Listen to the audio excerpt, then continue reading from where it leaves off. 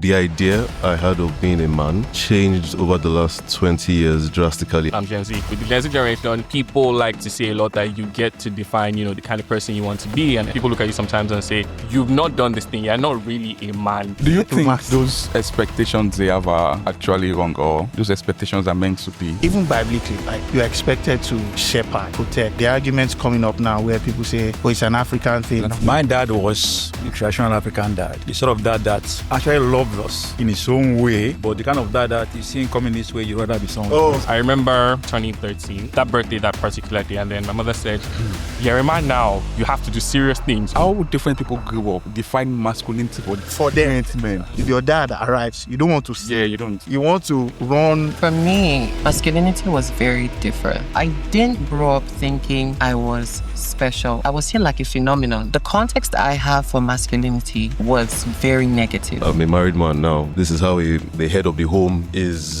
holds everything together. And my wife earns just as much. Being masculine, whether you're a believer or not, should be something standard, something normal, regular. Treat women like equal. He was educated, traditional in his ways. I never saw him raise a hand against any of his wives. I can result whether I have girls or boys. There's no difference. If you are the one that is free to change the nappies, prepare the bottle, and do whatever has to be done, then you do it because you are free. Ego. We need to shed ego. You cannot be a servant leader if you have ego. Look at David. David is what you would call an emotional man. When you are the brawn kind of masculinity, you find it hard not to trust in yourself because you get things, which is why you don't ask for it, man. And you can't walk with God without submission. My father was also a very traditional man. The only time I saw him in the kitchen was when my mom travels. When we are fighting in my house, the neighbors 3 houses down would know. It was an ego battle. There's a way you answer a question. Daddy, first of all, you are shaking. Now I'm looking at my son, I have this 4 years old, and this is reality. He's watching me. Is there a significant difference these days between girl child education today and 10 years ago? Are there any advantages that men have that women have actually taken away from? The idea of masculinity is in the dumps at the moment. People do look at masculinity and say to themselves, men are not good people. That's a standard thing you will hear on the internet. Give me. Nobody wants to hear whether you're a nice guy or you own an NGO or you were abused by a man. Doesn't mean all pastors or the church hurt you. And I know it's a very sensitive topic. Someone wouldn't abuse you in a gym and you call it gym. There's a quote that says that people that want to do evil things will use anything. My major problem with when people say all men are scum, all men are polygamous, is that you are lumping a whole gender into one narrative. Yeah. And narratives are very, very important. Instead of generalize or put out narratives, what are the right things that a man should represent? Can we emphasize that? Everybody's just saying be a man, be a man. There's no context.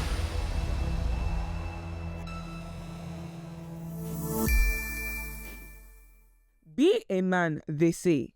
But what does that actually mean when money, strength, and domineering power are off the table? On this episode of Crossfires, we have 6 men sharing their experiences of finding themselves and redefining their masculinity through the lens of Jesus Christ. I am Oyiniro James, and I'm a fashion entrepreneur. Hello, everyone. My name is Precious Benya. I'm a writer and an English tutor. Yeah. Good afternoon.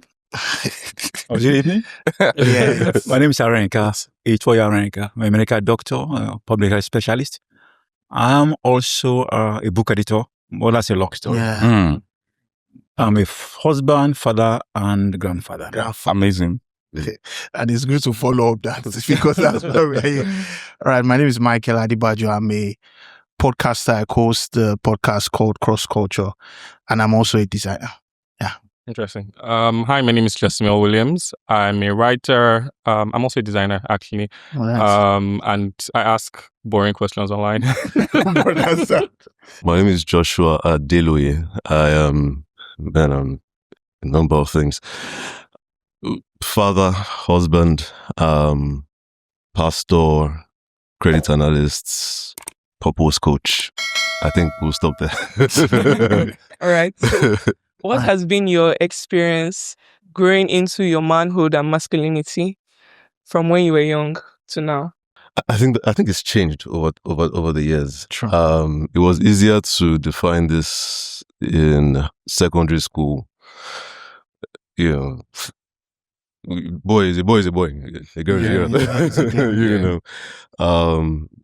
But I think my experience is that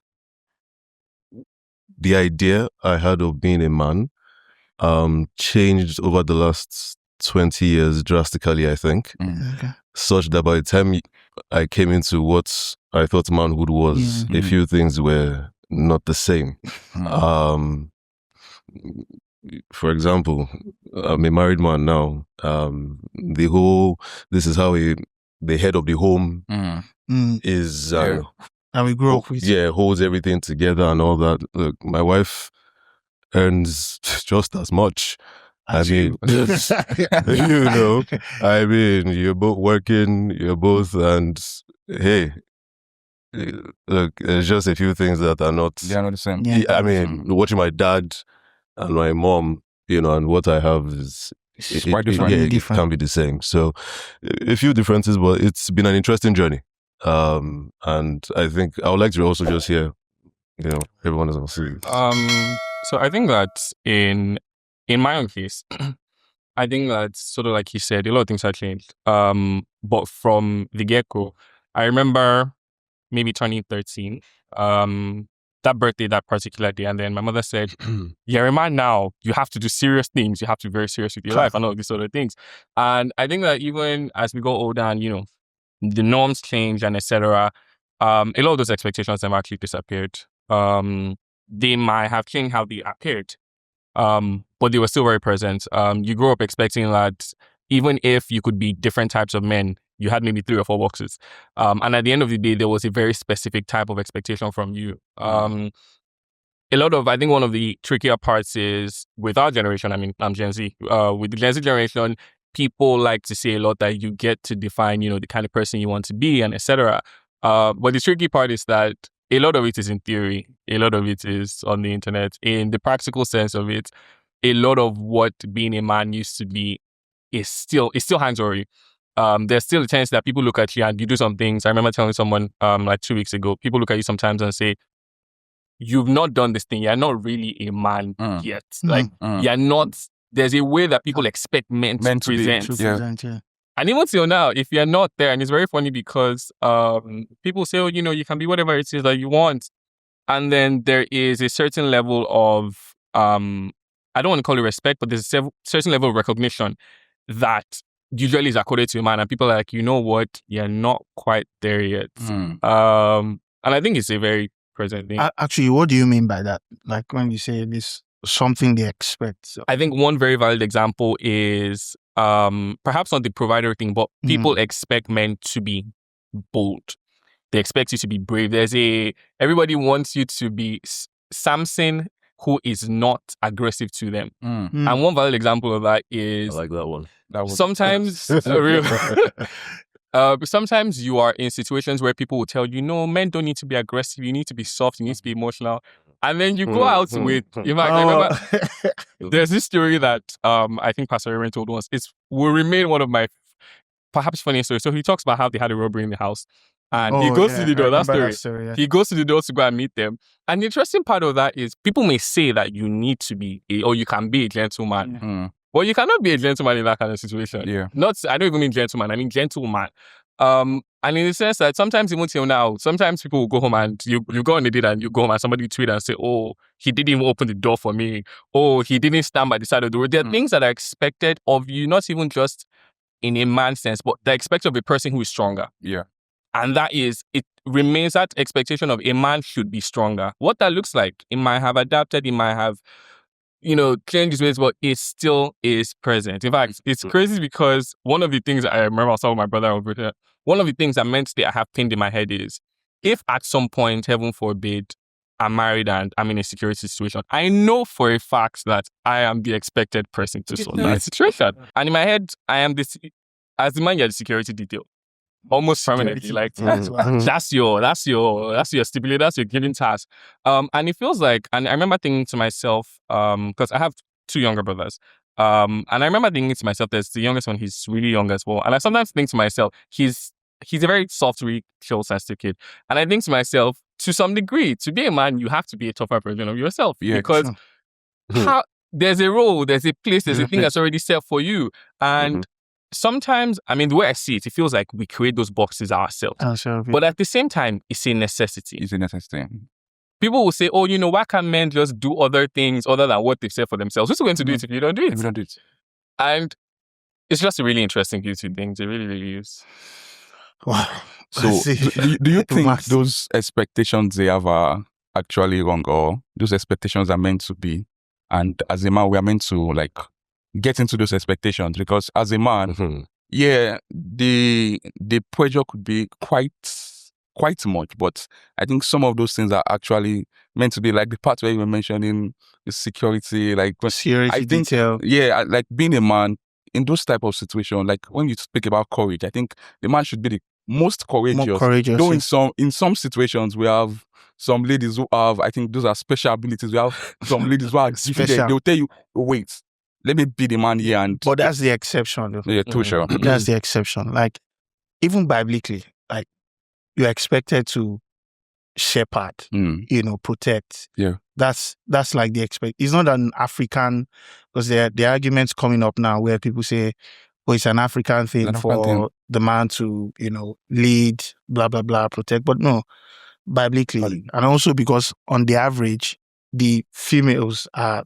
weaker vessels. Yeah, they're weaker vessels. We're stronger than them. And we even have, physically, like the fact that men are more built than women and all this. So it's expected. It's not something that is like you are arriving into now because, you're a man, right? It's the expected thing. That's how it has been. But I want to hear that. I was going to say I was going to say that. For me, it was kind of complex. I grew up in a home that was traditional in the African sense. We are talking 70 years ago. Well, my dad was the traditional African dad. Yeah.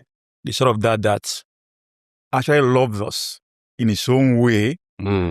But the kind of dad that you see him coming this way, you'd rather be somewhere. Oh, so, that kind of, we'll talk about that kind of tough love. Okay? And then my life growing up was some kind of a paradox. You had this traditional dad who was also a very gentle person.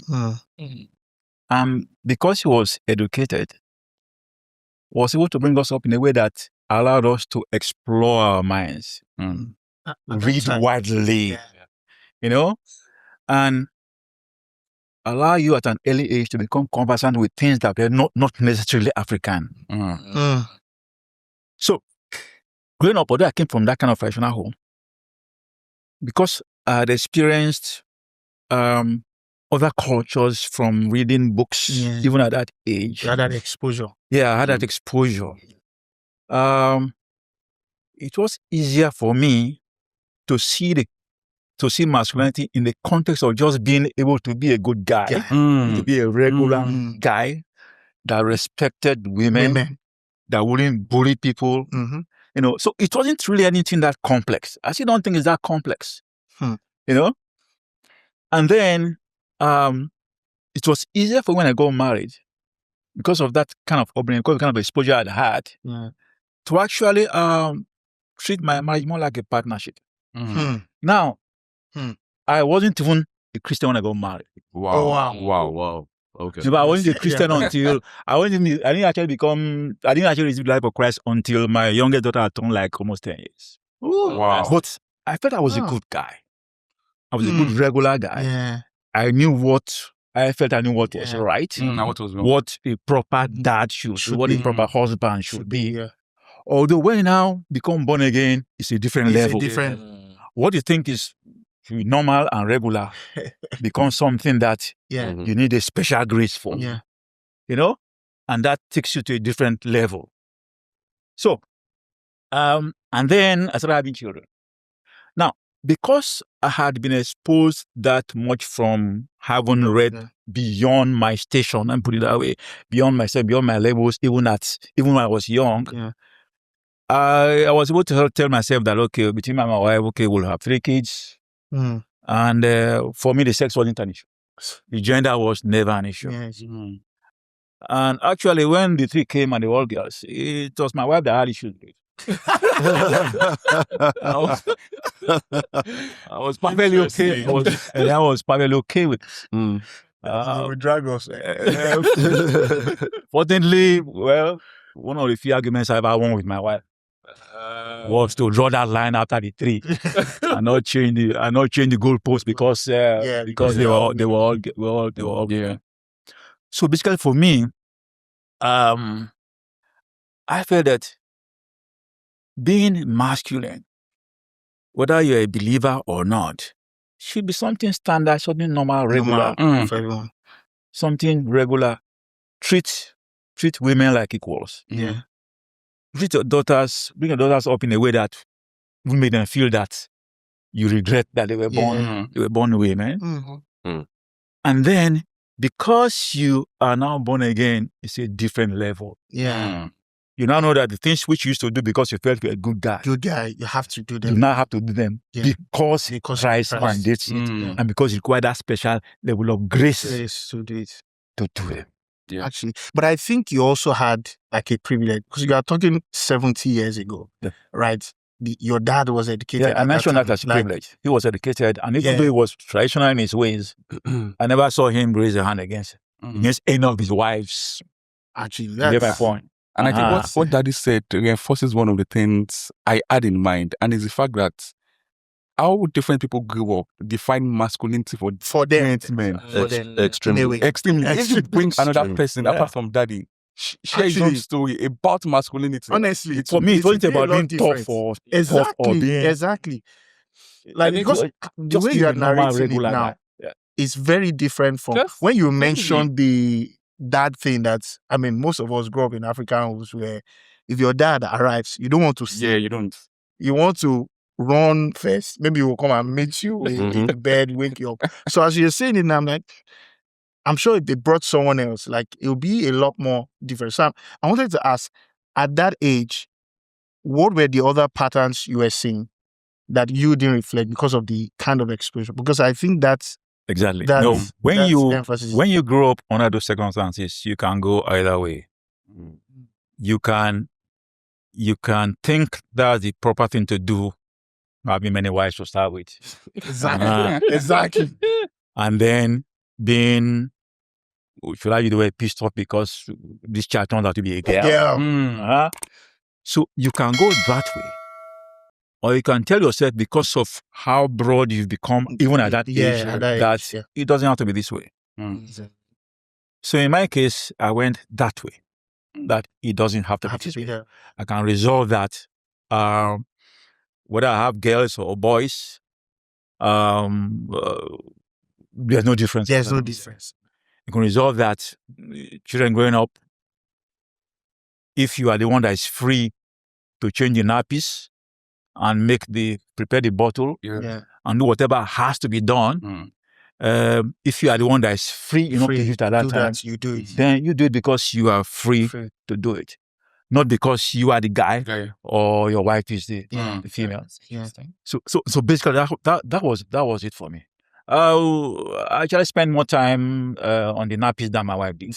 Because she says, "Oh, you are the doctor. I used to stay up at night." That's your fault. So whenever the children whenever any of them woke up at night to feed or to have a nappy change, I was the designated person to do it. And it wasn't for me. It wasn't. I do have a question. It wasn't a big deal. I have a question about that though, because I feel like it's a really good example, and your upbringing as well assisted to that. But I'm curious about how did that contrast with men who you were friends with? Exactly. At that time. Yeah, because At that time, it's very same question. Very, very interesting question.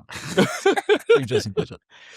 Because maybe if I had known better now, maybe I'll have approached in a different way. But I was, even at that age, I was strong-willed enough to move in circles where my friends were those kind of people. And let me give an example. I had friends who drank, who you visit them, they bring out a bottle of beer. And then, in my case, it wasn't the moral, whatever that turned me off the booze. It was after tasting a lot of beer, the thing I won't sweet. After the first half glass of a very cold beer, it becomes a torture. So for me, it just wasn't. don't remember, I wasn't even born again yet. Yeah. Okay? So for me, it wasn't logical. It didn't make just sense. find- It didn't make sense. They brought Guinness, the thing is bitter. I mean, so what's so for me, what is all this about? So after a while, they just left me alone. It was even cheaper for them to give me the coke Yeah. to entertain me, and they just left me Not as alone and expensive. say that was a Jew guy, just leave me alone. And I don't power, but okay with it. I don't have any issues with being labeled, And I think that's labeled whatever the relative name. Yeah, I was probably fine with it. And I actually grew up with these same guys, all right, and was able to just maintain my own path because I was a very logical minded person. Now this thing is not even nice to do. And then why mess yourself over? Why get drunk and then you collapse on the street and you start throwing up all over the place? So for me, it was more about logic and whether the fact that it just didn't make sense. And it worked. But It makes apart sense. from the logic too, we also need to emphasize this being strong. Oh, I forgot that part too. I forgot to mention. Yeah. Right? My dad, like I said, was a traditional prayer guy. But if I had ever come home drunk, Exactly. I would have been dead. I would have been dead within minutes of arriving. I think it's similar to what Banda said. I think the base morality is really important. But I also want to hear from Pastor Dinu. It's fine. It's fine. I'm curious about. Please, before then, I want to hear from Precious and James. Okay, sure. But keep your question, please. Yeah, Oh, okay, that's definitely. also the question. So for me, masculinity was very different, especially because of the expectations. So growing up, you're expected to favor action figures as a boy over Barbie dolls or like superhero suits over dreamy castles, shivering ball gowns, those kind of things. So I was the lot of the expectations that were on me were not things that resonated with me. So it was very conflictual because I also wasn't athletic. I wouldn't kick a ball or do stunts that boys my age were obsessed and fascinated with at that time. I was more into sitting down with my imaginations, drawing characters, writing stories. So I started writing like really early when I was like 3 because I started school like way early. I started school at 18 months. So that was kind of who I was. I was expressive and not impressive. But boys my age were very impressive. They would do things and you'd be like, wow, how did you do that stunt? How did you do this? How did you do that? So I wasn't really like that. And so growing up, at first, when I was much younger as a child, parents had this admiration about it because you're like a nerd, kind of. So they're like, oh, he's pretty smart. You should be more like him. But then they would also be like, oh, you should be like other children or other boys and kick a ball and run around and do that stuff. I wasn't really an That kind of outgoing person. But there wasn't any pressure. Increase your voice. But there wasn't any pressure at that time being a child because the dividing lines between what is considered masculine and feminine doesn't come like way until teenage. Yeah. The lines are pretty much Actually, I'm so curious. non-existent. Yeah. Because everything that girls are doing, boys are doing, like there's no, you can like something that is glittery as a guy. It Do the didn't same make thing. any Do the same games. So that was kind of, the environment I grew in was very, I don't think the word is enabling. Affirming? Affirming is the word, yes. Was very affirming. And my mom was she allowed me lean into my interests, which many people didn't really agree with. But then growing into teenage years, because I attended a government school. Boarding school? No, day school. I Sorry. remember the first class, SS1 Arts. The class teacher came in and was taking attendance. So he would call your name.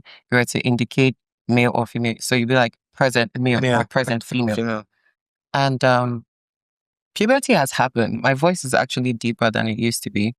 But at that time, just imagine it like Alvin and Chipmunks. You're eating like soprano. Something like that. And I remember raising up my hand and be like, present male. And the whole class went silent. And everybody just looked at me like, so somebody just said MF, like male, female. Wow. Oh, wow. And then What class is this? that was SS1. Wow. And everybody burst into laughter in the room. And I was so shocked. I was surprised. I was like, what's funny? It wasn't funny to me because it was normal. I didn't grow up thinking I was special or unique or different. I thought I was Just like everybody. like everybody. But at last, that wasn't what people thought. So I grew up in an environment where there wasn't, I was seen like a phenomenon. So because I didn't really grow up with people that were like me, it was pretty much just me out. So it was like the odd one out.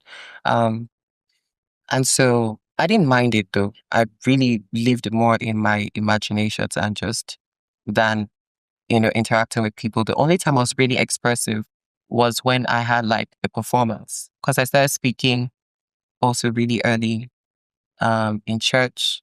Started doing like ministry things in church really early, teaching, evangelizing. Like I was a child minister pretty much. So when I burgeoned into a teenager and the feedback was kind of different, the climate was harsh, it made me shrink back. Now, the context I have for masculinity was very negative. Like it was getting drunk, hearing that somebody, it was getting drunk, impregnating someone, like all those kind of news around, getting into trouble, breaking bones from like playing rough and all those kind of things. I played as a child, but not really. I wasn't just into that kind of thing.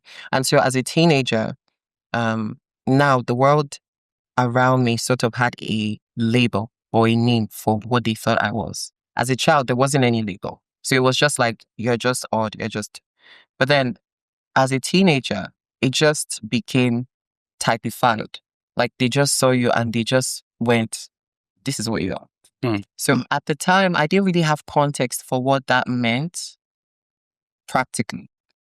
And so it significantly impacted my journey because coming into government school, it was a different climate. People were rough.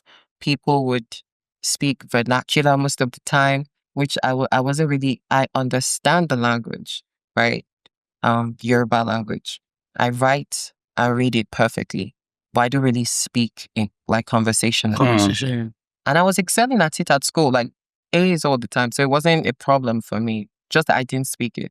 So coming into government school and speaking like this, it felt people were hostile because I felt like they didn't understand it. But at the time, I was also very sensitive. So I internalized the things that people said a lot because I'm very introspective. So I'm like regurgitating, what did they say? And how can I ensure that I look more like what they're saying? And so masculinity for me was not something that I saw inherent. It was something I felt like I could put on from what you so saw, that I could fit in to society, or so that I could appease people.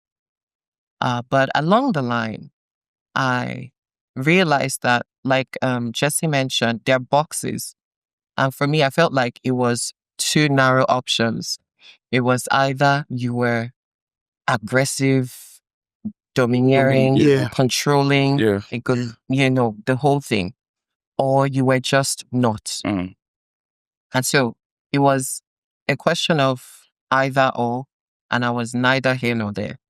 So grappling all of that, it was really hard, especially because I didn't have somebody to look up to. Were you the only child? No, I wasn't the only child. I was raised in a home where I was like the least, like the person who was older than me was like a decade older. So there's no, you understand? I didn't really have exactly.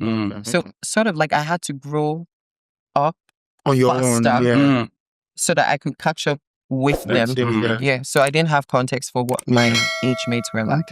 Yes.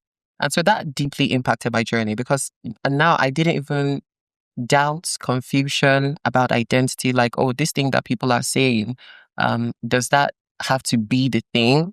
So there was a stage of mutilation, and what that means is like suppressing parts of yourself so that you could fit in into the mold.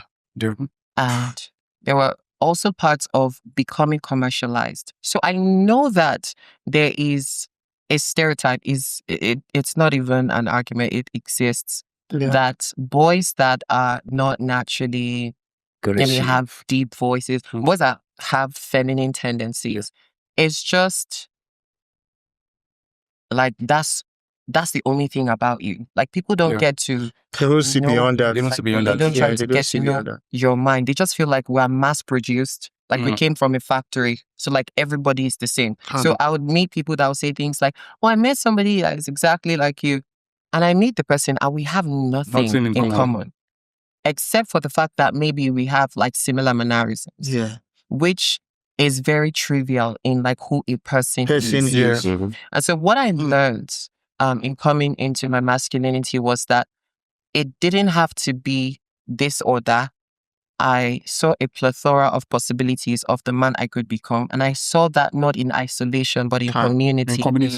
So the way I see it now is different. Before, masculinity was something I shrunk away from because I felt like it was going to be an infection because of the context I had for it. Was very negative. But in biblical masculinity, that's redefining it, meeting people now in the fold of Christ. It was like there's something in you that I can learn and apply it to my life. There's something I can learn, there's something I can learn, there's something I can learn, there's something I can learn. And that's what makes me holistic, right? So I'm not one-dimensional. There's something I can take from you. There's something I can take from you. There's something I can take from you. But in my expression of that thing I'm taking from you, it doesn't have to work the same way it works with you, with me, because I will not sacrifice my individuality for collective, right? But also the individuality cannot exist outside the collective. So there has to be a baseline that these are the things that we agree on that the man should be like. But in the way that we express it is different. The persons are different, but the being is the same. X, Y, X, Y, X, Y. So at the end of the day, there are still things that when we start to get to know each other, you feel like. So when I started making friends with guys, because early on in my life, I didn't have any male friends because they were very averse to having me around. Yeah, I was going to ask about that. They were always treating me like a girl. Yeah. No, I didn't see myself as a girl. I was never confused at any point in time as to when I was a boy or a girl. Biology was one of my favorite subjects. It was obvious what the truth was. But because of the way I was treated, like dainty, like delicate, I was like, that's not how it should be. Because when I entered into my teenage, I started to see that I was growing bigger than my sisters and my mom and physically stronger. So there were things that they look more formidable, like their presence is commanding and more subdued, like the way I am personally. And so you would expect that, oh, there's no power there. But when they started to see that the things they were struggling to do, like reaching top shelves, carrying stuff and doing stuff around the house, came easier to me. It scared me because now because of the understanding I had then as a teenager, it was like, am I now becoming like all the men I used to watch? I'm going to turn into a monster. So there was a bit of tension there where I struggled to. But as I grew older, facial hair started sprouting and other things started happening, it's like you kind of hide under that cutesy, ingenue baby boy that you used to be. Like you have to grow now. You have to grow now. And you have to take feedback. Taking feedback that can sometimes be destructive or making something constructive out of it for yourself.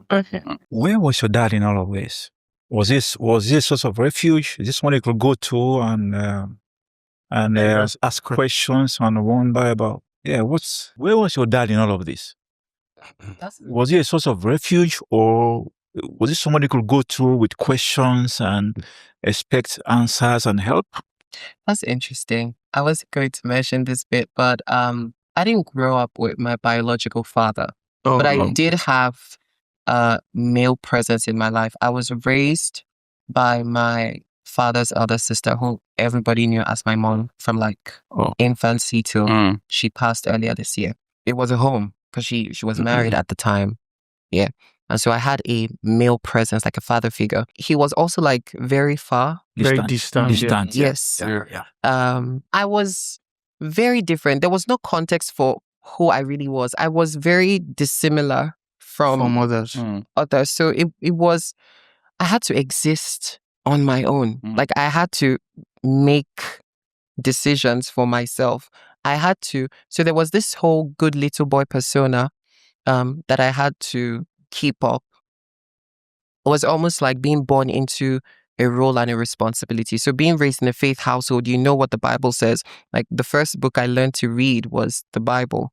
So I was just born into a character to play, like pastoral kind of. So the nice, easygoing guy was very easy to play, but it was also conflicting because I was a lot of things differently within. But my father wasn't present. We shared sort of like a distant relationship. The first time I had a sit down with my father, I was 6. I remember he had traveled down to where we're staying at the time. My father didn't even look at me in the eye for once. Wow. He just asked for my dossier and was looking. I was like, this is impressive. And we're geniuses in my family. Do you know that?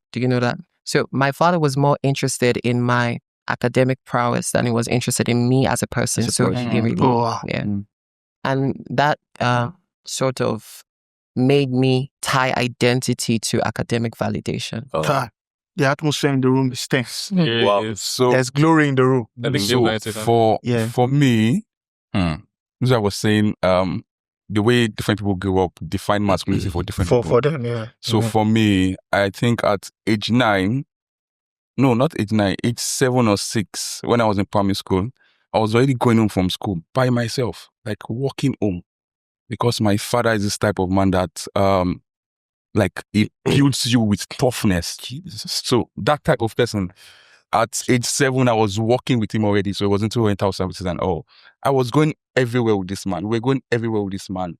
He wanted, that was the masculinity he knew, because his mother was, I think, a caterer. She was the one that was there for them. They lost their father early.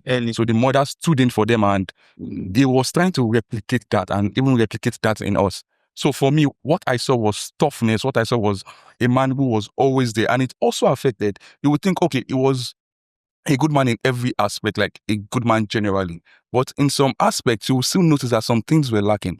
Like when it comes to asking for help, you would notice that men that tend to be very strong find it hard to ask people for help.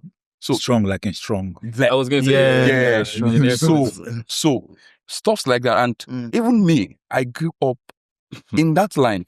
So this man is a strong man. When it comes to church discipline and everything, he corrected us well. And I think that's part of what shaped me to who I am today. That's why I know a few things about how to treat a woman. My father is the best cook in the house. Like, it was not, my father did not have any problem. But what I'm saying is, even when it comes to masculinity, the people we see, the things they prototype to us, it shapes us in a way.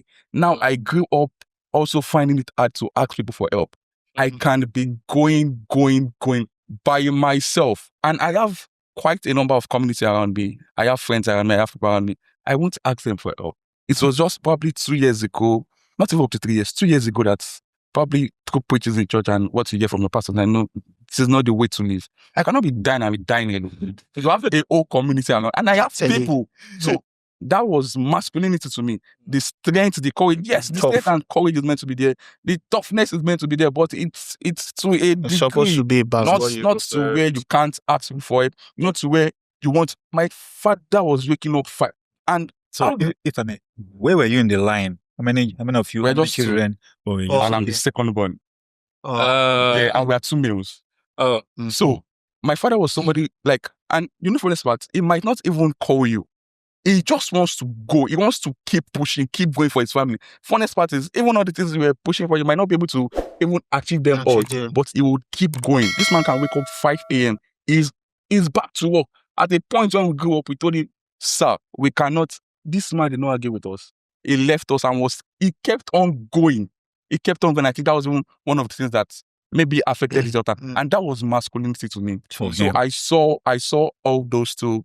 I had to now segment the ones I could You pick. want to The ones pick. because I knew, I'm not going to lie to you, at a point, that thing also works. It could lead to ego.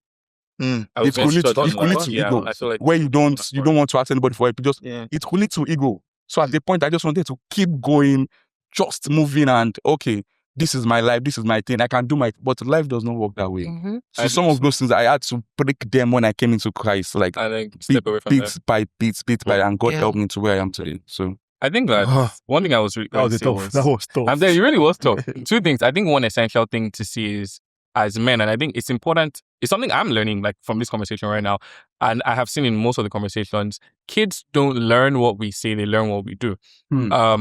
And it feels like that's it. And I think about my own father as well. That's something that's really important. I think something I learned from my father is servant leadership. The way that my father was a father, he was, and I was telling my mom this like literally 2 days ago. He was a leader the way a priest would be.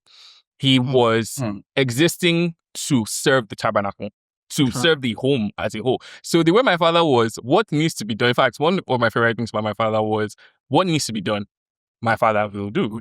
And the interesting thing about it is it was something I was going to point out that for me, when I look at scripture, I say that both Samson and Jesus were men. The big difference is there's a type of strength that we as men look at in ego, in aggression, that Jesus did not have. And I think that was what made Jesus, it was part of one of the many, many things that made Jesus so much greater than someone that Samson was. And I think that is one of the more essential parts of growing into masculinity, and it's something I'm really trying to learn. Ego. We need to shed ego. You cannot be a servant leader if you have ego. Yeah. Sure. It's a key part of things. Yeah. And I think that something that is really interesting as well is, and you spoke about your father as well, is that when you now decide that I want to pick the things that I saw my parents do, the more beneficial things, and as well, the interesting part is somehow we still will pick things that are not as beneficial to ourselves because we think that we'll pick the mistakes because we think that there is a way that men should. I'm pretty sure, like outside of not asking for help, I still think you're probably a very hardworking person.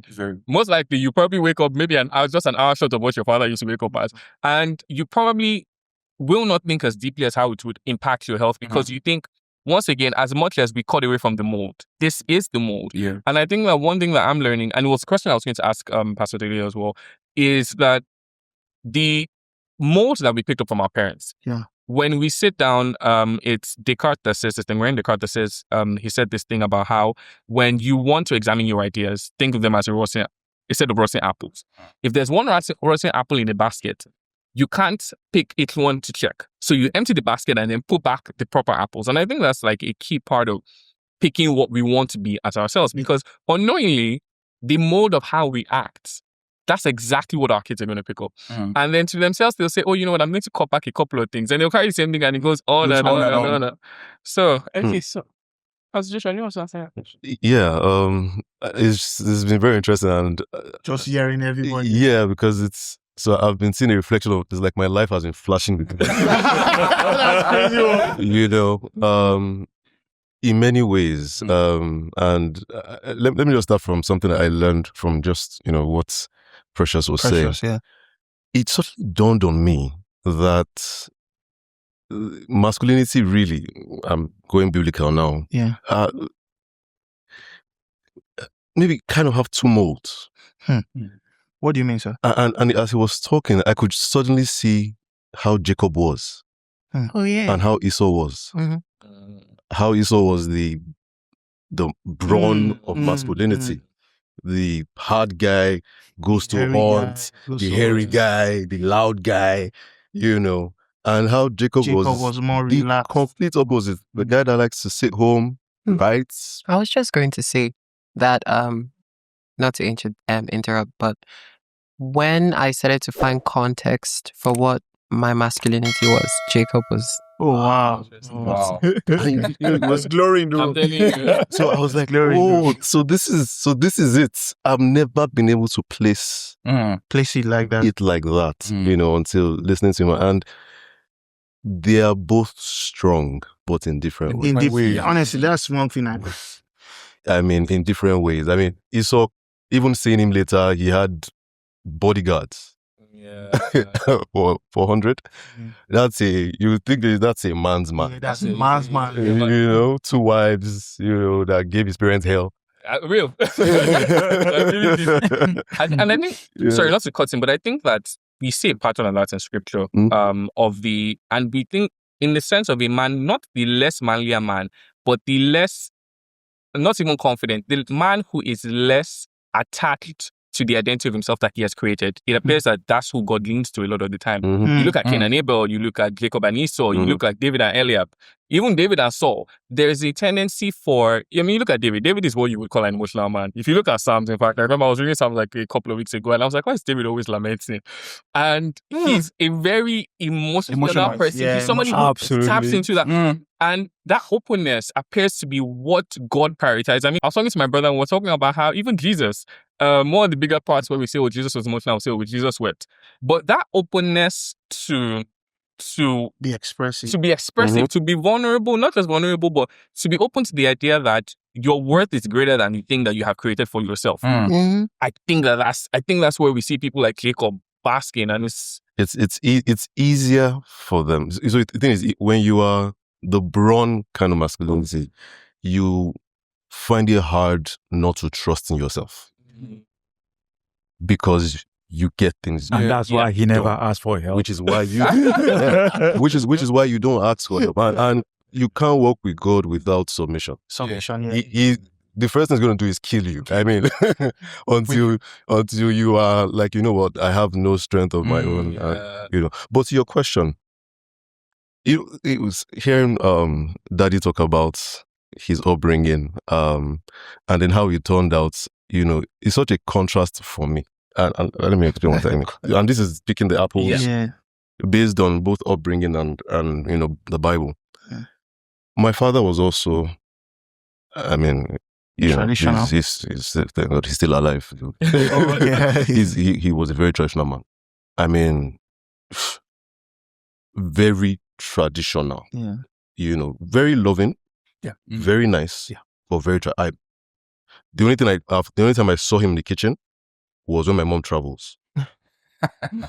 She travels, for a period of time, and then he comes in, maybe, she's put stew in the fridge, soup in the fridge, he makes the eba, and, gives all of it. He's the one that taught me how to make eba, for example. Aside that, never washing plates, sweeping. Are you joking? It was like he was like a king. And my mom was she was a housewife, so she was the mother of all. I grew up with it up in my house. My uncles, there's hardly any of my dad's siblings that didn't pass through the house. My mom's sibling also lived with us growing up, so it was like a community household, and all that, So growing up, and we're all boys, 3 boys. I have no sister. So it was a brawn. Yeah. When we are fighting in my house, the neighbors 3 houses down will know that the boys are fighting. Just because it was an ego battle. And we're all just 2 years apart. Testosterone drip. So it was so if you meet me and my brothers now, we're all calm, nice, loving, but back in the days. So in getting married, it was a whole culture shift. Even though, yes, I was a traditional man, I was also, thank God, like that I said, I was also exposed. We also traveled out of the country. We saw other families. I lived with other families growing up. My parents, they are missionaries, so I've lived with different people growing up. They've seen different kind of marriages and all that. But it had me in a place where I had to now say, wait a minute. Chores,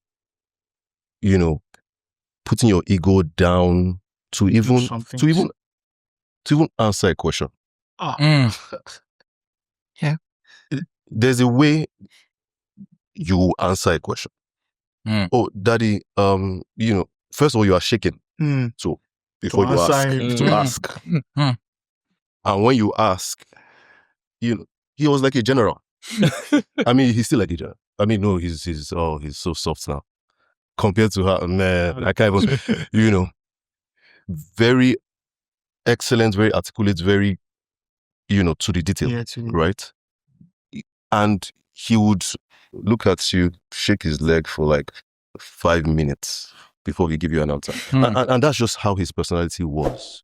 His father was a school headmaster. You can imagine how tough. I mean, you couldn't come home with second or third. You were dead. Wow. You were dead. But one day, something happened. He came into his living room, and me and my brothers all left to our rooms. And he came and called us out and asked, "Why did you leave?" And we said, "That's what we do." When you show up. Exactly. Just go to our rooms and get. Yeah, I mean, besides, you just hand over the remote. Exactly. And you disappear. And he said, "No, I want us to be together in the sitting room." I mean, we were already probably finishing university at the time. And he looked so sad. And I'm like, "Why are you looking sad, sir?" This is what happens. This is the Yeah. And he said, "No." And he said, "I thought I had corrected the fear factor I had with my dad, with my children. I thought I had corrected it with you guys." It was. But I didn't realize that He was doing similar. Even though he had dumbed down the toughness. I mean, if you still met my grandfather before he died, he was tough. When I say tough, but still, there are things that you try to pick apart. There are things that will follow you. You now have to be humble enough when you now spot it to deal with it. What helped me because now I'm looking at my son. I have a son. He's 4 years old, just turned 4. And it's like, this is reality. He's watching me. He's coming to me to talk about stuff and say, "Play with me." And I don't want to play with I don't. My wife is also, she's Gen Z. I'm not Gen Z. So she's all about partnership. I'm like, don't bring all that partnership to my side. I'm a very nice person, but I also still have that militant, side to me. What just helped me? I just said, you know what? All God just told me one day was, they are yours. I gave them to you to take care of them. And that is what changed everything. So diapers, both the wife and the child, they are yours. That's a good perspective. And I said, "Look, you're my responsibility." And that was the beginning of putting out the rotten apples, and I'm still in that process, In our generation, masculinity has been demonized. So whenever there's maybe a rape issue or something, the first thing that people start chanting is, "Not all men, but always a man." Always a man. So it looks like it's men that are the primary perpetrators of evil in the society. Men are the ones talking down with and everything. Now why they look me? So in that kind of situation now, what should be the posture of a Christian man when it looks like it is always a man? It is always I have strong opinions about that. In defining, yes, Daddy, I'm coming. So in trying to curb toxic masculinity, we've now crossed over to the other side where anything that looks remotely masculine, as we know it, is demonized. So what should be the posture of a Christian man? That If I may, let me.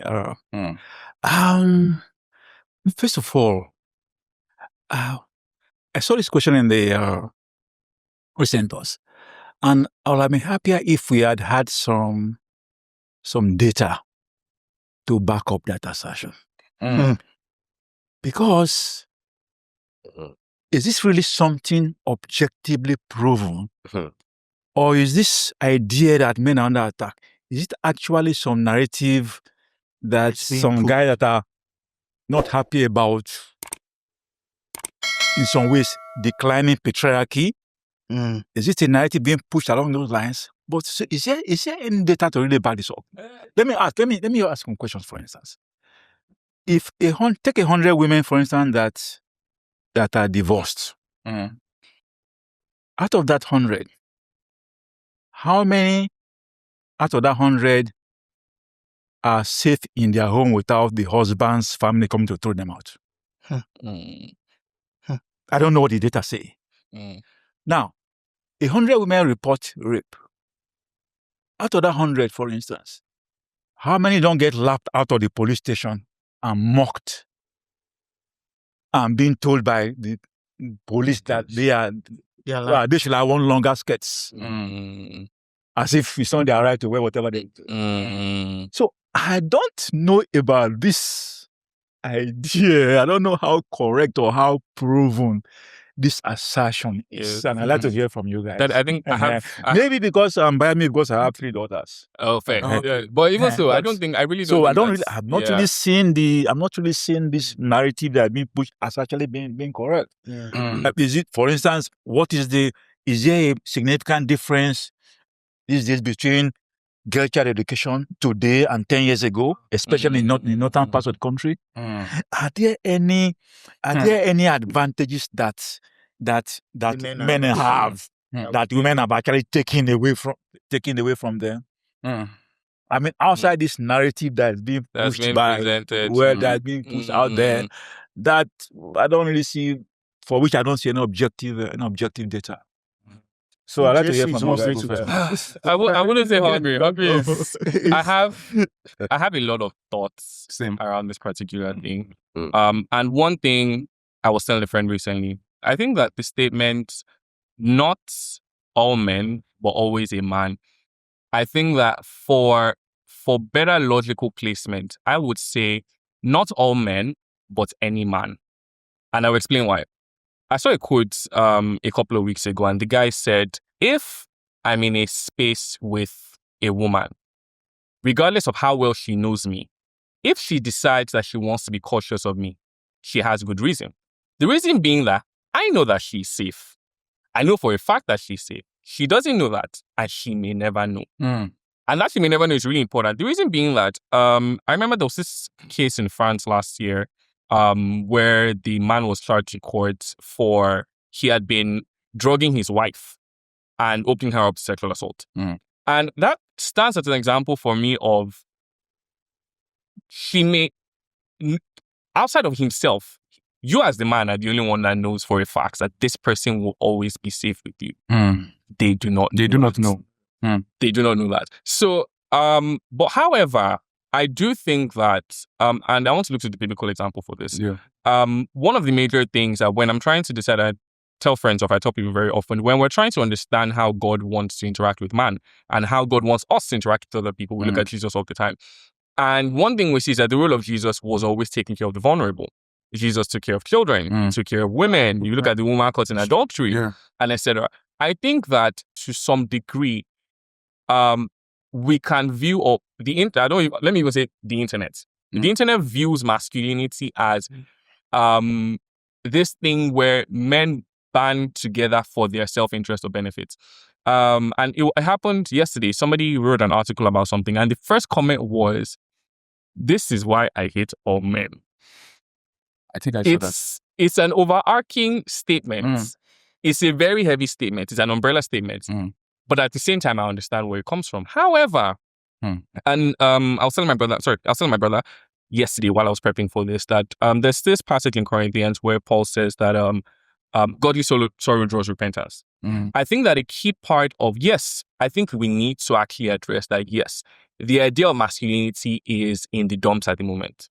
People do look at masculinity and say to themselves, men are not good people. That's a standard thing you will hear on the internet. Give me. Nobody wants to hear whether you're a nice guy or you own an NGO or you've given a lot of etc. etc. Yeah. So, but where I strongly believe that while that idea needs combating in a very specific way, and back to the Corinthians example, godly sorrow, inspires repentance. And in this case, I don't think it's repentance. I think it's proper representation. And it's why I believe that if we look at Jesus as the lens through which we look at masculinity, we see him as someone who took care of the vulnerable. Yeah. And not just took care of the vulnerable, we see him as someone who saw himself as responsible for taking care of the vulnerable. Mm. And I think that that's the light we need to shine on masculinity. Yeah. Yes, we understand that men have done terrible Yeah. things. A friend of mine used to say, it's a very funny example. He says, if you and your brother live in the same house and somebody took your coke, it has to be your brother. There's somebody else in the house with two of you. It's only your brother that could have taken your coke. And he says that, and what that means is when we say not all men but always a man, that's the kind of situation we're framing. That's the kind of, because there's literally only two genders, and one gender literally has the financial privilege, the biological privilege, the physical privilege. It is expected that if there would be violence, that particular gender has strength. However, it doesn't imply that by being that gender of itself, you are prone or driven to that. Yeah. And I think that that's where a commitment to defending the vulnerable comes up. It now says, what does it mean to be a man? And I think that there's some sort of responsibility on both sides, on both for men and women as well, we now need to redefine what does being a man mean. I think it was something really important that Precious pointed out as well. Yeah. We need to be able to say, and before now we've said that being a man means you're strong, you're a defender. Courageous. Yes, and you're courageous. But what does courageous mean? Courage doesn't just mean that you have the strength to take what you think belongs to you. Yeah. Courage means that you have the strength to stand in place of the person like a person who's vulnerable. And that's my headspace to that. I don't think that any ideology that is dependent on hating another person or another group of people, another stereotype of people, will not eventually have not just its downsides. I think that the ethos of... To have its downsides. It will have its downsides. The ethos of that ideology is dangerous. It will become dangerous. And the reason being that nothing becomes beneficial growing out of hate. Now, if we say that, and it's why I say that people can be Christian and feminists. If we say that the goal of feminism is to protect women, to love women, to ensure that they are in spaces where they can consistently feel safe, that is an ideology I can get behind. Now, because the problem is that feminism now has different strands. I think that's it. And I think that it's the same thing when I was telling somebody recently, we were talking about Christianity, and he said, people have used Christianity to commit slavery, to steal, to etc. And there's a quote that says that people that want to do evil things will use anything. Yeah. People who want to feed their ego will use anything. Yeah.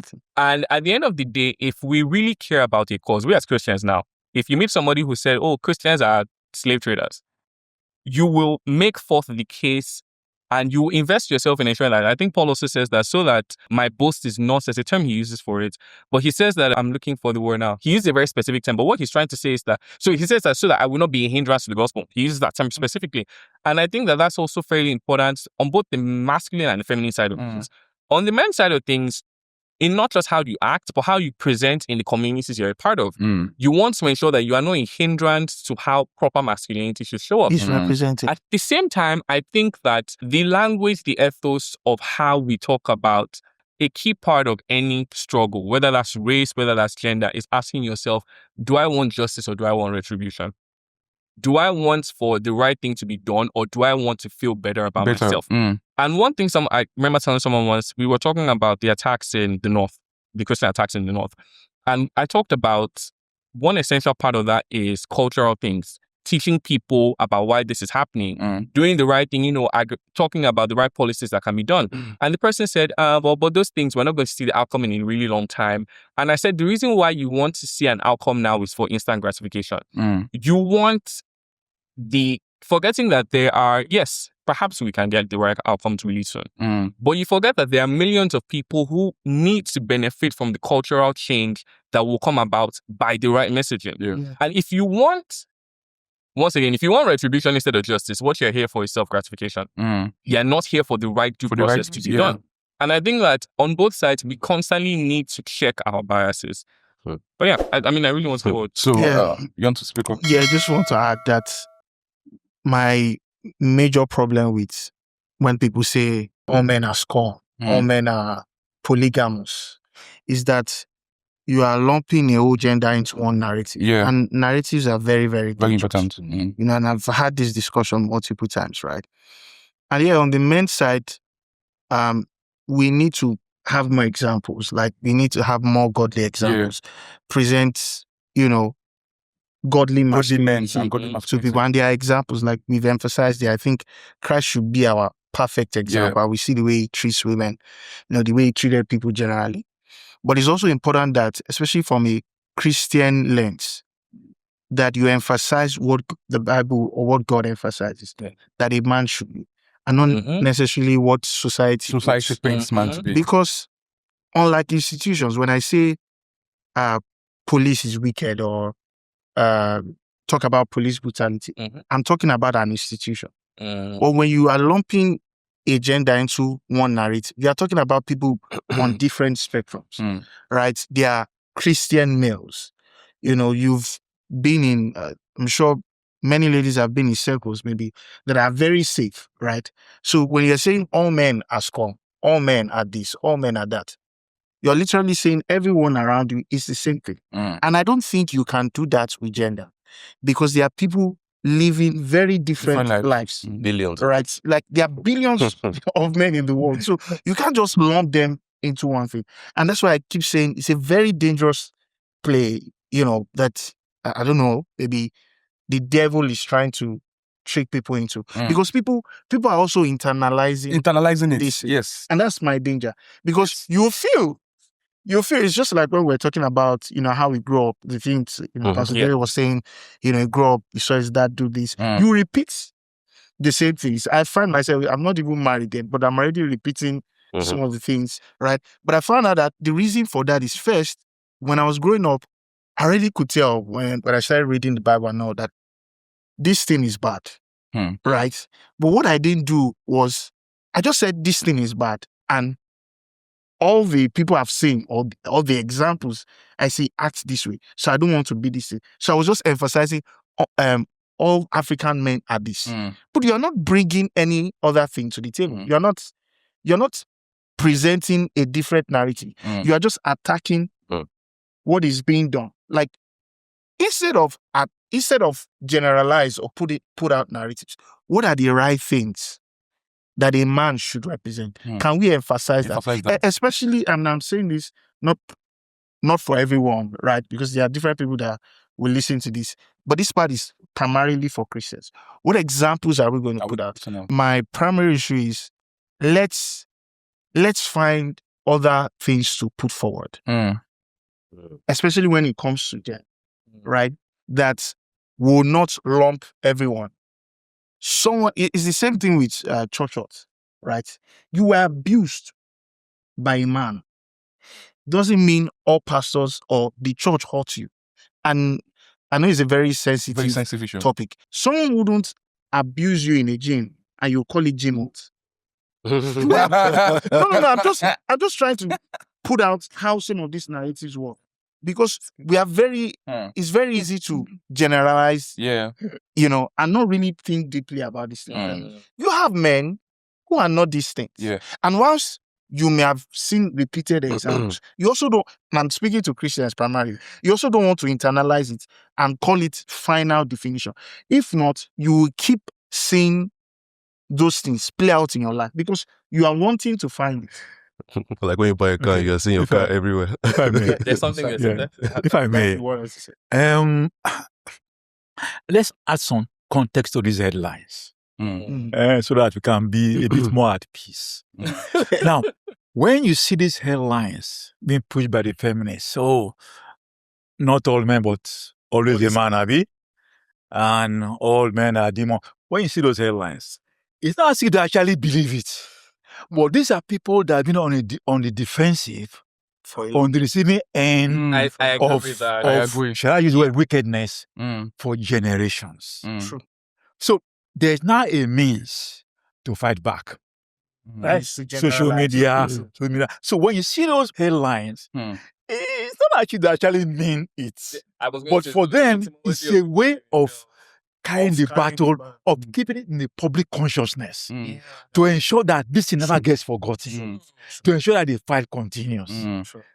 You understand? Yes. And so we have to add that. We have to add that Mm. context when Mm. you see those Yeah. headlines, I was right? And that's how battles get fought. And So I yes, think, No, I'll wait for you. Yeah. so, Just say something. and I think the way some Christian men also respond to these things, they don't respond the way they should. It's In not- fact, it's not I think from the smart. question, that's where I want to even come from. So, if something like that is being said, I use Twitter a lot. I use Twitter. I see Mhm. things on that app. So when somebody comes out to say, yes, we have people who have come out firstly to say men rape them, Yeah. but when we have proper rape issues, your response should not be defense. It should not be pride. In that situation, okay, we are talking about biblical masculinity. We are prototyping Jesus Christ. Yep. So when an issue like that is brought forth, when an issue like that is raised, what should be our response? It should not be defense. And that's my major point, my major issue with a lot of guys. The all men narrative is, I don't like, it's an extreme. an extreme. Like no woman should be caught saying that. I'm not a bad guy. I can tell you I'm not a bad guy. I know a lot of men. This man is not a bad guy. That is not a bad guy. Not all men, but always a man. We are there. See, Yeah, even man. some of these men fight for you. We want to see. I understand the concept of feminism, though I might not shout it out loud and all, but I know what they are trying to get To out communicate. of. To communicate. We get it. Some of us know these things. You know, But now exactly. packing and lumping everybody Everyone. together. And some women don't also want to. Like, when you tell them about these things, they don't want to listen. They But don't want they- to have Yes. conversation. So now, when an issue like that is raised, what would Christ do? Mhm. Christ was there for the vulnerable at every point.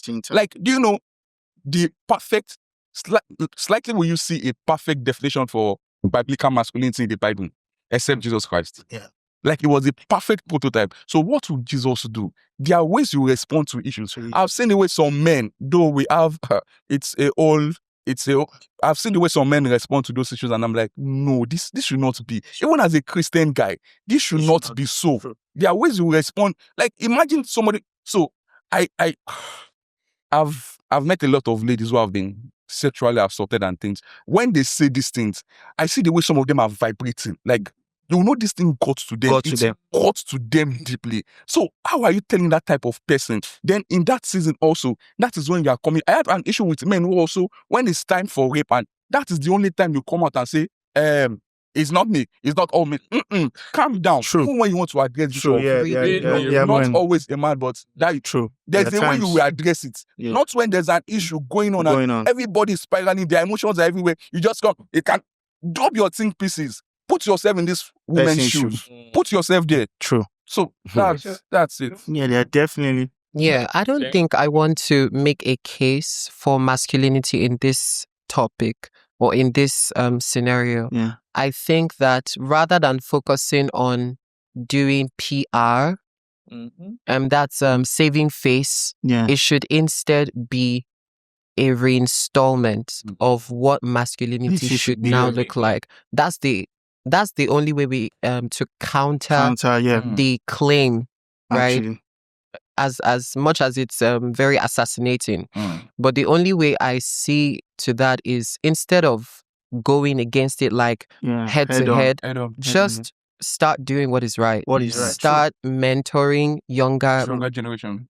start having more engaging events for young men. We Oh, don't like By the way, start doing that. More Start having placements. spaces where Honest. because if you grow with the mindset that everybody's just saying be a man, there's no context for that. There's no template for that. You have to sort of pave your path as it may be, or as the case may be. It doesn't work.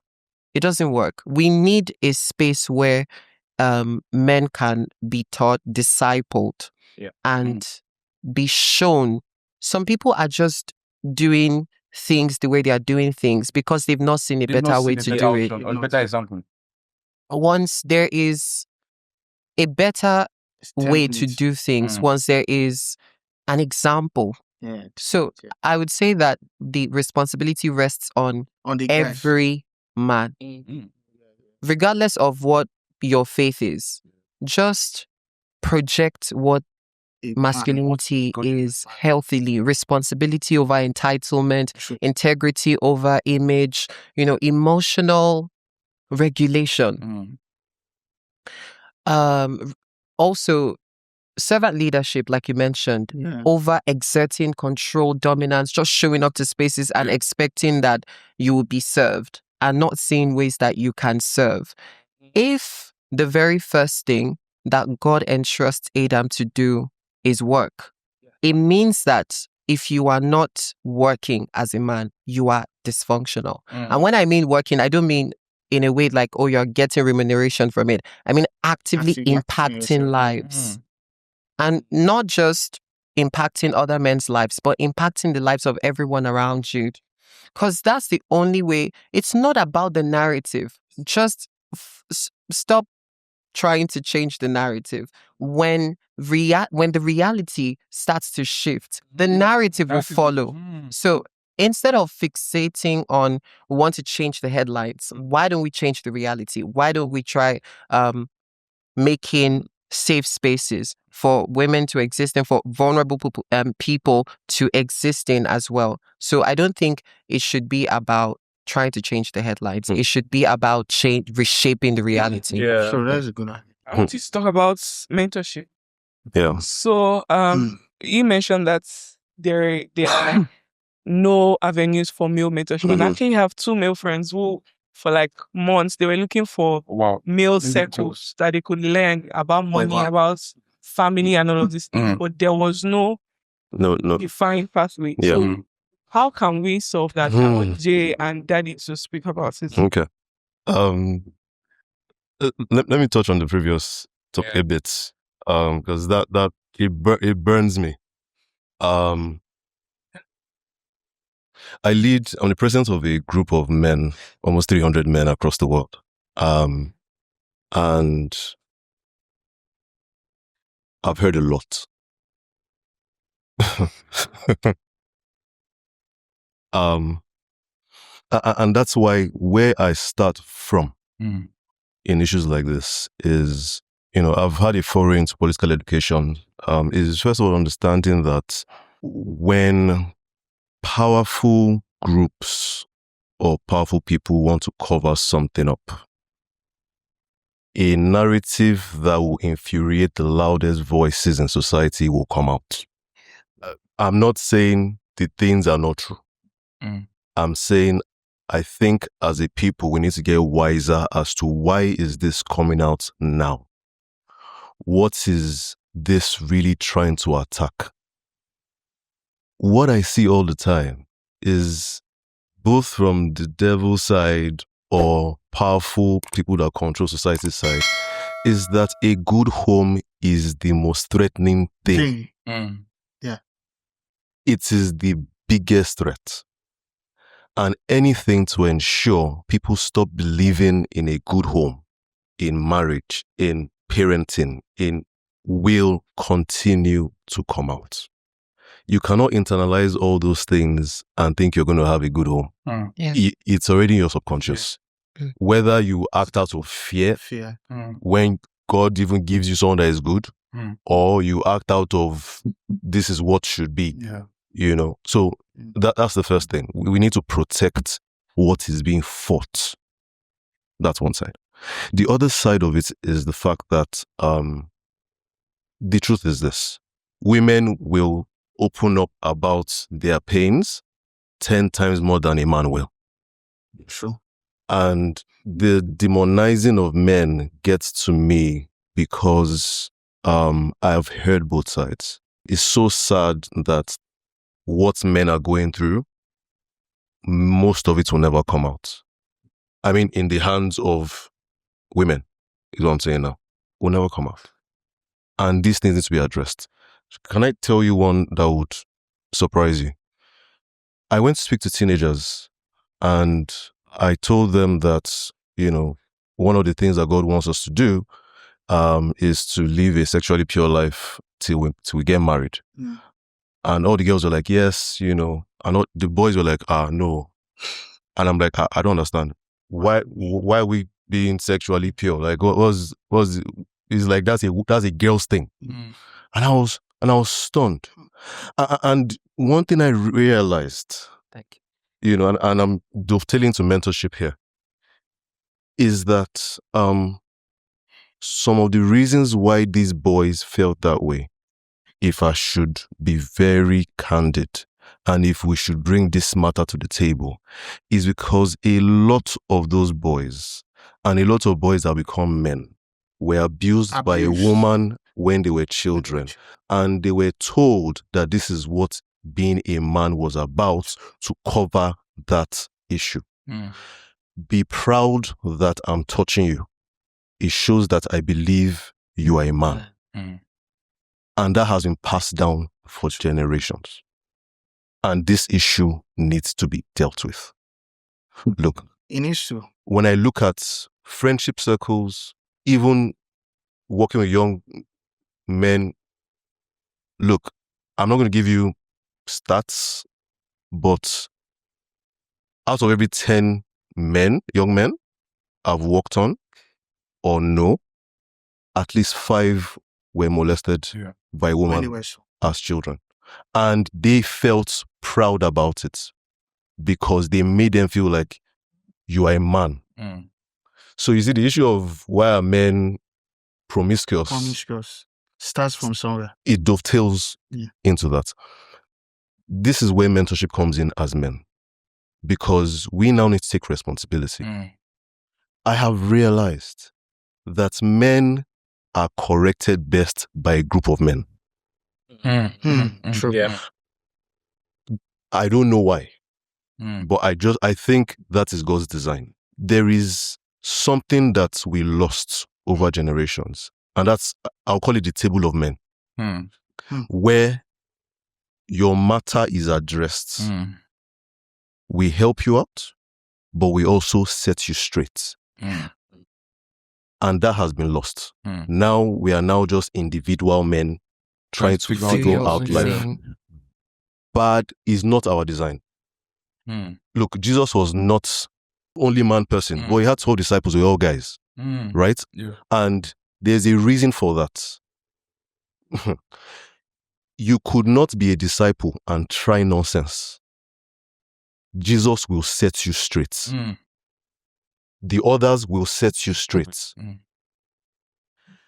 It's something that needs to come back. If I have a friendship circle and one of the guys in my friendship circle rapes somebody, you are finished. We are going to deal with you. Like, bro, That's not what do men call that thing? You don't cover things like that. you don't bro code. Bro code. That's not bro code. We are going to deal with you. Yeah. And that needs to come back. Look, and this is a very serious matter. When I say, and that's why mentorship is not just top down. It's also peer. Mentorship, Look, men were designed to survive in a group of men. We cannot survive alone. It will never work. Because in godly masculinity, in preparing for this session, I had to find a way to just find my definition for it. Going through the Bible, going through my experiences, and the only thing I could come up with was the role of men is to make the sacrifices necessary to make the future better than the present and the past. That's our role. If we need to die, we are the ones that are to put our lives down first. Yes.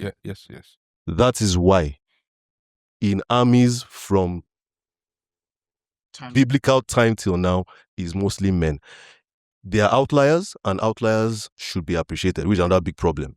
If you're an outlier, you're a woman that has that calling and all that, absolutely come and fight with us. But primarily, when danger comes that is going to ensure the future is worse than the present or the past, we are the ones to stand at that gate. And that mentorship is where you learn these things. The men I'm leading, it's a group, created by, Pascola Oyeni of just men. And he mentors us for like 3-4 years, and now we're now doing peer mentorship. Yes, the investor. Yeah. And poured out his values into us. And that's, in fact, until I went through that mentorship program, I couldn't even thank God I didn't get married before I did it. You Okay, know, lot of because it will just, that's where a man will come up and say, this is normal now. I say, what is normal? What is normal? That's not normal. As you are set straight. Men, we are not going to solve our issues on social media. It's in rooms, away from the camera. But what are we now going to do when we are having a lot of men that are not interested in these things? Or how do you get these men to be in those rooms, to be Mentorship? as somebody that has a lot of friends? It's a big problem. Sir, Daddy, I have a group of young people I mentor around. This is the men I lead are men that are grown, but young people, you know, that I mentor. 70% of that population, 65% are ladies. 65 to 70% are ladies. And I kept on wondering. I'm putting out, you know, flyers. Come, let me teach you these things that have helped me, that have helped those who taught me. Young men don't show up. And when I asked questions, this is what it boils down to. This is what it boils down to. It boiled down to a question that a young man asked me, because I'm a purpose coach. So the first time I teach you, before I even teach you anything else, is purpose. You know, because once I can bring that, whatever God has put in you out, the rest is easier. And he said, with all the purpose thing we have taught us, we are very grateful. But when is the money coming? Point blank. Very an honest guy. Because the truth is, now, let's not lie, let's not steal. Men have been reduced to what they can earn. You are a man as much as you can, you as much as money you have. So these young men are growing up, and mentorship is going to take a 3-year process. I need the money now. I'm being insulted because I don't have it. I'm being disrespected because I don't have it. I'm being looked down on because I don't have money. So if you want to see where men gather to be taught, the person that gathered them is a billionaire. And it's a big problem that we have to solve. If they can't see that you hold bar and that bar can flow, so that we hold bar. Forget about it. Thanks so much, Pastor, for that, for specialized groups like yours. But at the basic level, the best form of mentorship any person can have, any young person, either male or female, can have, is to receive the life of Christ and and have the opportunity to grow in a church that teaches the word. At the basic level. That has to be the very beginning. I did a lot of professional mentoring when I was in service. I worked with the Bishop for almost, I'm a public health specialist. I worked with the Bishop for almost 20 years. And did a lot of professional mentoring. But on the spiritual side, like I said, the basic level, the best place to start, see the life of Christ, lay your heart open to be taught and to learn and to grow. Like when young men come to me, for instance, once in a while and say, okay, Daddy, I want you to be my mentor. The first question I ask them is, okay, do you have a structure for your prayer life? Do you have a schedule for when you pray? Do you have a schedule for when you study the word? Do you have a schedule for when you fast once in a while? And they say, yes, I do. I say, you're already on track. You know what I'm saying? So in the church where I worship, the structure is there for any person, any young person, young or adult, right? To grow in the life of Christ that they've received. And for me, at the basic level, that is the best form of mentoring. Daddy, have you noticed that? Of course, for specialized groups like yours. Yes. Well, No. Absolutely. That's different. It has its place. But have you also noticed that, and I don't know if everybody has noticed, that the church you find most young men are churches where there are other young men that are rich. I'm just asking. I'll If- need the statistics. Yes, like if you look at it and look at churches maybe by that the eye are test, but I'll need that are Okay, heavy. I think I get where we are saying now. Exactly I like think that. when you mentioned the eye testing, yes. If you look at the eye test, the eye test. The branding, and just Like, the it's makeup. like a church that is doing well. Do it well. yes, Exactly. it looks like I will move fast Mm. in my progress in here. that church, yeah. Not spiritually. That's second. Mm. That's second. I mean, in my career, Yeah. in being able to meet up with the identity of what society calls a true man, Mm. someone that earns. Mm. Let's look at it honestly. True. So I think I have a couple of thoughts about, and just spitballing about things. I think that, and this is something that I think I hear women say fairly often, and when they do, I'm often like, really?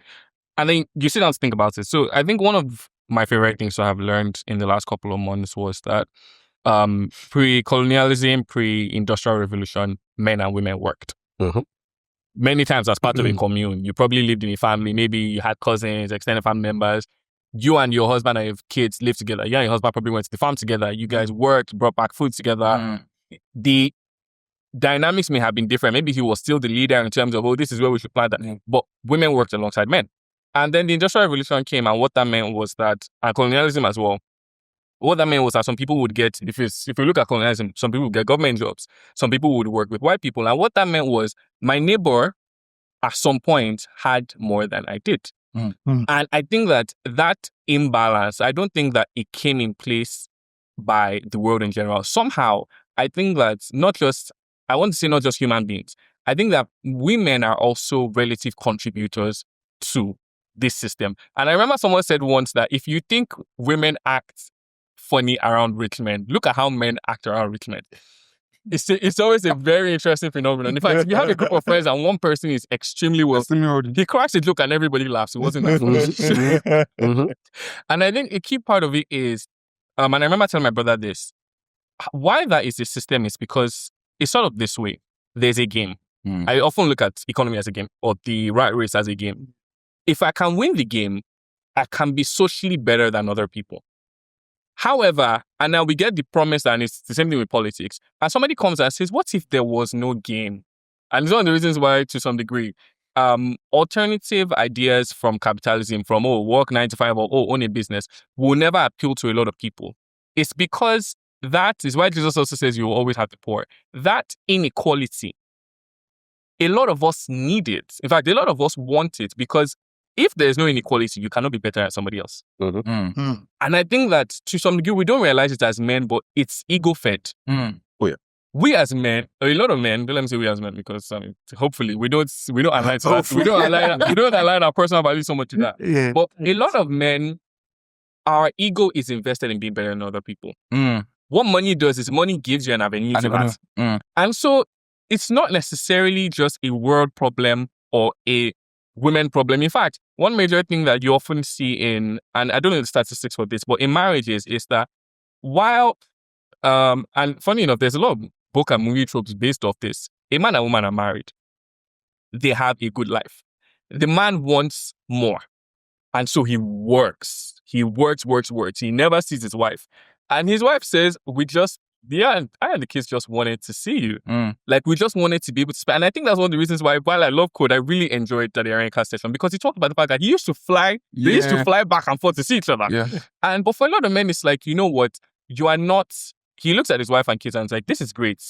Oh, the man looks at his wife and says, this is great. This love is wonderful, but you're not my peers. You're not the people that I have to be better than. And I think that that's where that conversation comes in. That's why these kids wake up one day and in fact, and you think about the fact that when we were in secondary school, you are not as pressed. What do you want to be looking for money for G1 or your iPhone? The reason why kids are pressed about you right now is because their peers have it. We'll call it peer pressure, but the primary thing is people always want to feel better about themselves. And sometimes we cede the responsibility of what should make us feel better to money. And I think that's one of my favorite things about Christianity as a whole, because Jesus comes and he says, your value is not in yourself. It is in the value that I have placed on you. And it's a key part of how we should tell young men to view themselves. Because one thing that I remember, I was telling my little brother once, and we were talking about different things. I mean, I have these conversations with him fairly often, and we're talking about money.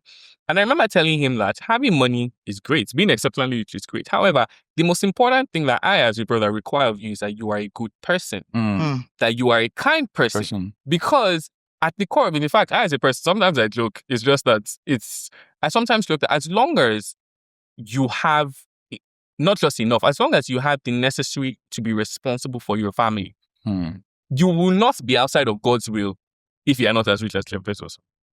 And that's my headspace to it. And I think it's like a really cool thing. Oh, just, yeah. So, and I think like it's a really cool thing because sometimes we need to realize that we need to stop giving external things the ability to validate us, to define us. We need to stop giving external things. Oh, you look at money. In fact, that's why sex is also a really key part of the conversation. Sometimes men look at sex and they say, oh, the number of women that I can get. A guy, I mean, if you've grown up in those circles, you have that male friend who says, oh, he slept with 50 girls this year. And that's the important thing to him. That's what defines him. Yes, that's what makes him feel like he has appeal, that he has worth in himself as a person. And the key thing to tell men is, and it's why sometimes, even when we talk about assault, sometimes the core thing for a lot of men is the fact that they have taken something that was not given to them. That control, that ego, that seeming power is what is appealing to those kind of people. And at the end of the day, you sort of have to tell people that power, control, money, sex, fame, those cannot be the things that define whether you are good enough as a person. One of my favorite things to say is that one school of thought that I have learned is that a thing is good when it's complete in itself. If a chair is good, it's because it's a chair you can sit on. It's comfortable. The more comfortable it is, the better you can sit on it, the more, I don't want to say the more good that it is. And what that now means is that for you to be good as a person, for you to have value, for you to have worth, you need to be the version of yourself that the person who created a purpose for you has made. And sometimes that purpose does not necessarily need you to have $1 million. It doesn't need you to be the hottest man on the planet. It doesn't need you to, and I think that's where mentorship really comes in. And he said something that was in my notes before we came here, peer mentorship. It is such an important thing. One thing that you realize is that people who make poor decisions make them in isolation. By the time, I was telling a friend of mine, and accountability is a key thing. That's one of the reasons why I feel like men also run away from accountability. People don't want to be accountable. The moment you have to come back and tell somebody else that, oh, I did this thing, the moment it even comes out of your mouth, there's a way that you know that you don't want to have to repeat that you've done this kind of thing ever again. And I think accountability requires vulnerability. It requires breaking away from your ego. Because a relative amount of that vulnerability means that you're saying that I, by myself, two things. I may not know what I'm doing, and I am not good enough. And the crazy thing that we Christians don't realize is that those two things are prerequisites for being Christian. Paul says, what's the song? The hymn that says, I'm poor, I'm needy, I'm destitute. That's the position in which we come to Christ. Because in honesty, we are, as a person on your own, you are the value that you have of yourself is what Christ has assigned to you. And so what that means is when you even come to accountability, you come to mentorship, you come with that vulnerability that I may not have enough. You do not have enough. Yeah, in fact, and that's where mentorship is so important. And I think that, and sort of like he has said, that thing about kids not wanting to come to mentorship because they feel like the person who's mentoring has to have bad. The person who's mentoring has to find a way to give them money. I think that perhaps, and I don't think it's too late, but I think that it's possible that we've also entered the life cycle of mentorship a little late. Because I think to myself that if my brother says that, I'll whack him. Because that's not the kind of mentorship that you have faced in your home. And I was telling him recently, I said, before you look at mentorship and you say, I want to look online, the first level of mentorship that you've gotten is from your father. From the father figures around, from the older people around you. In fact, I have an older sibling or cousin, and I was telling him very recently, I said, the way that I aspire to be as a person is because of the kind of example that you have set. And so what that means is, I think that we also need to enter the mentorship life cycle earlier. Some people grow up without having anybody to look who would be that kind of person. And what that now means is, if we're at the mentorship cycle in primary school, in early secondary school, that's very late. In fact, if we can have those conversations really, really early, I think so. I was thinking about it now. If somebody was to tell, and my brother is somebody that I feel like he's had access to a lot of mentorship, a lot of resources from a lot of people. If somebody was to tell my brother to do that, what defines you is having money, and he held on to it, it would be a waste of everything he's learned before. It's not something that he would ever align to, because the kind of conversation, the kind of mentorship that has surrounded him puts away those things for the larger, for the more. In fact, one thing a friend of mine said recently, and it's so important, she said, why do we as human beings we have an eternal soul. Why would we as human beings lose an eternal soul for a material and ephemeral thing such as money? It's, and I think that children need to understand that, men need to understand that you need to get into that headspace. I was speaking to somebody and I was telling him, when it comes to mentorship, in fact, I'm of the school of thought that as guys, that we know God, we have the life of Christ already, like you are living your life already. I think every single man should pick 1, 2, 3, 4, 5 going to kids come to that. to mentor. Because if we don't do that at this current stage, the next generation is already, they are in shambles with what we are seeing already. Now, we are seeing a lot of 30 to, not even 30, 25 to 50. Yeah. We hear the things they say, we see the things they do, they are lost. Now, the next generation, the only way to capture them is to start, as I said, we're already even moving away from that cycle. But let's even start from the primary school and the secondary schools. But now, mentorship is not something, like what he said mentorship, they've mentored him for 4 years. Mentorship is not, I was telling somebody, I said mentorship is not 2 months, 6 months. No, it's a lifetime. It's a whole journey. So how do you get men to commit as much time, like we have to take it like a proper project that God sent me to do this. If not, the next generation would be in trouble. In fact, many of them are in trouble already. From what we were saying, secondary school kids are already asking for money. They want to buy phones. They want to. How do you want to? How many men are even interested in this mentorship? Adults are not interested. Adults that are meant to be interested are not interested. We did a men's conference last year. We did publicity. I posted almost every single day. We invited men, Pastor Etwai Godalo, Salem King, top men from psychology to. We did not see 200 men in the hall after getting sponsorship. So I would just add you add a pitch. You should put a business pitch. So real. He's not wrong. He added it in 1 million grants. So this is what I will add to this, right? And I was going to come there. I think for the way you approach getting men to carry an idea and getting women to carry an idea is very, very different. And we need to understand that, right? If you are going to meet men, you are going to have to meet them very early.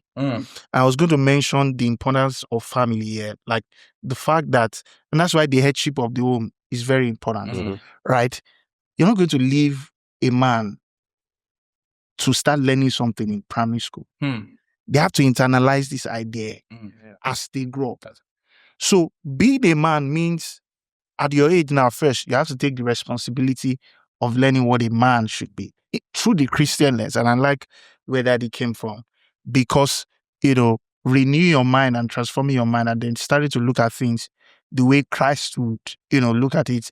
That's what would dislodge things like ego, like you have been mentioned. Because the example of Christ, as we see, even in him letting go of his divine privileges. So if you follow that example, follow that line of thought, you realize even the way men, the idea of even their leadership, the love is not sacrificial enough. But all those things, you don't learn it. You don't even, in some sense, learn it in church.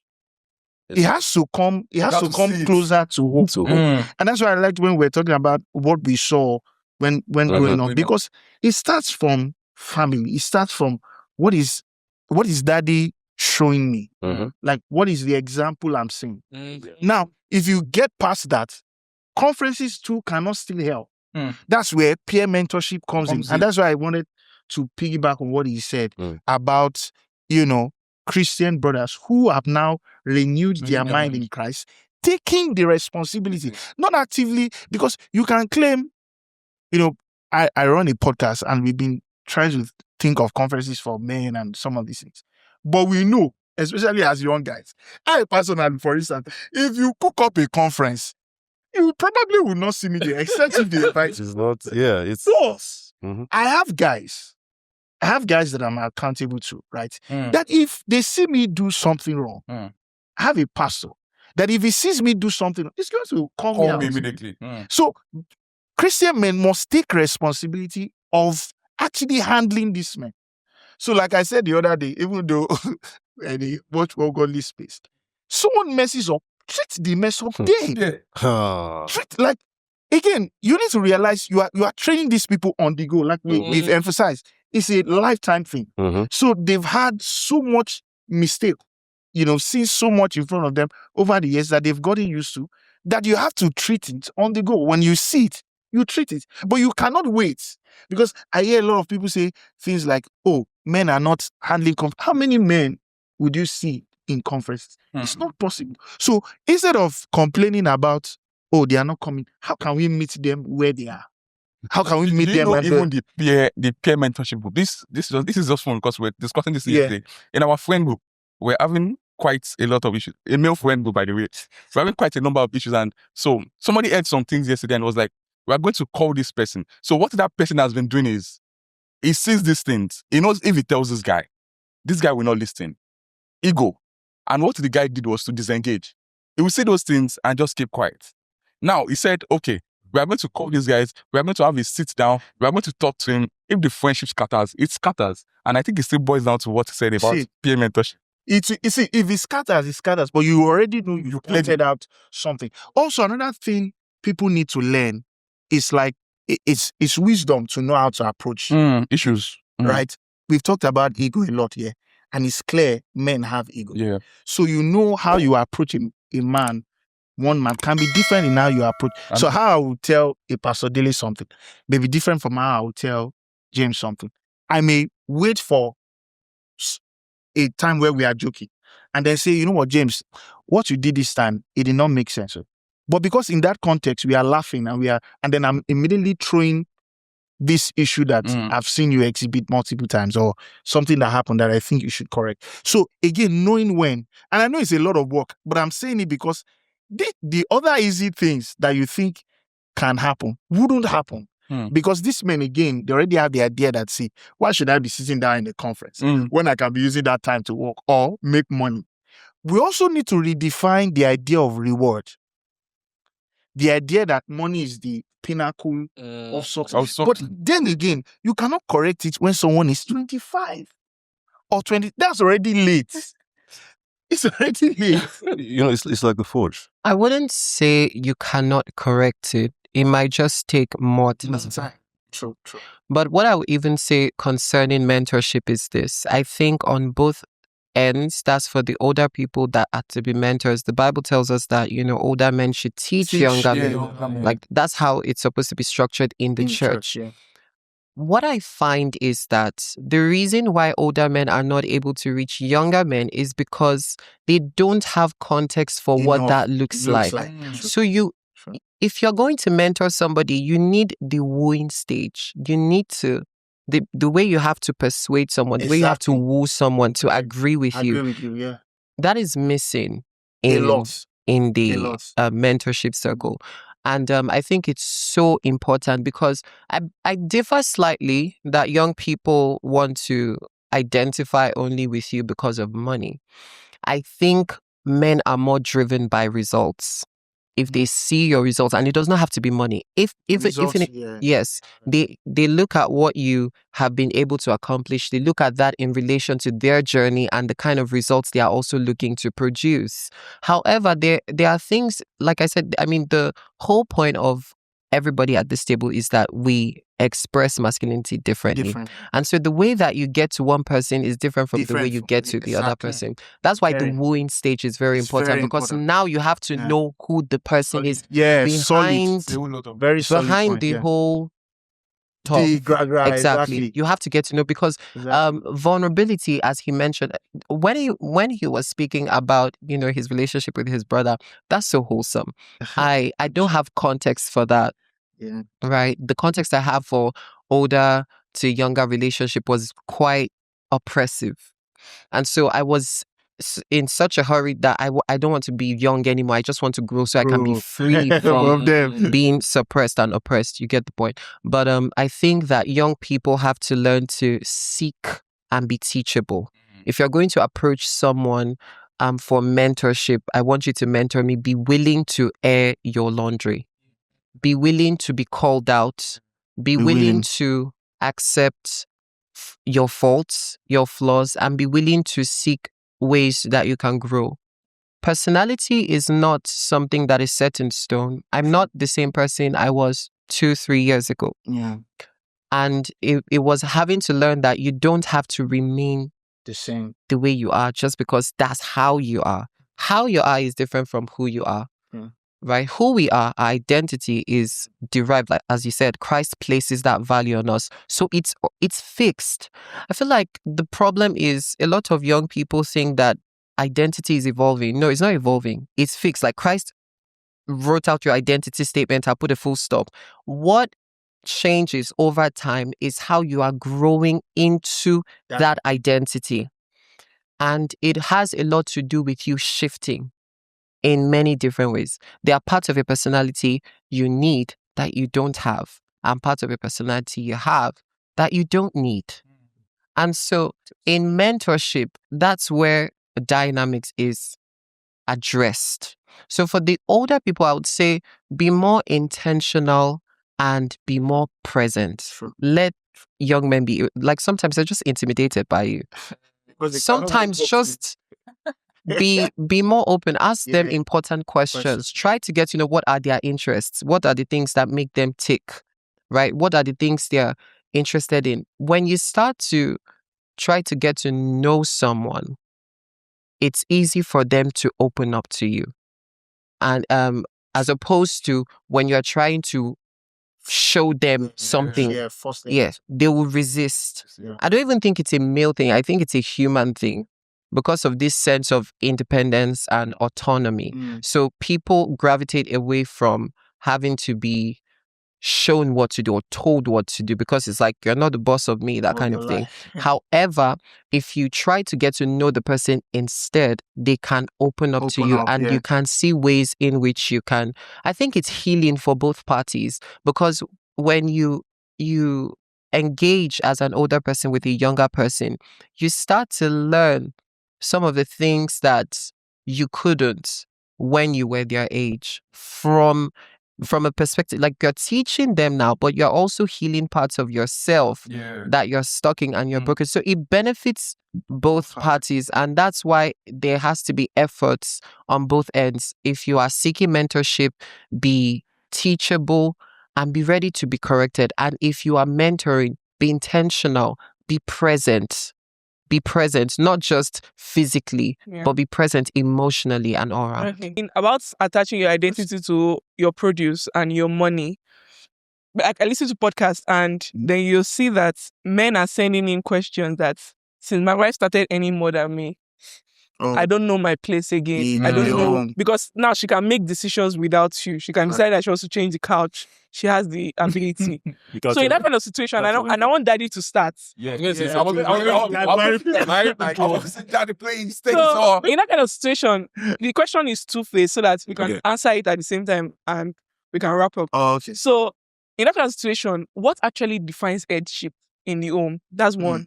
Number what defines two, what? Headship. Okay. So what actually makes a man the head of the home? And in a situation where it's a valid thing, where culturally men have been the one providing, if he cannot provide for his house, is worse than an infidel, those kind of things. What should the man do in that kind of situation? Because it's a very valid feeling. Number two, when women can buy what men are traditionally expected to produce, for instance, women can buy security now. Right? Women can buy, in fact, to an extent, they can buy father of their children because we have women that actually go for sperm donors. When they don't marry, they say that, let me just move on, So, what's the role of men in society actually? When it is not tied to money, when it is not tied to how big you are, how superior you are, what is actually the role of men in society? And how do you define headship in the home? It's about how, from the very beginning, you approach the issue of headship and to some extent, partnership. In my case, as the time I got married, I had been exposed long enough to look at the issue of headship as pretty straightforward being protective, providing leadership, and making provision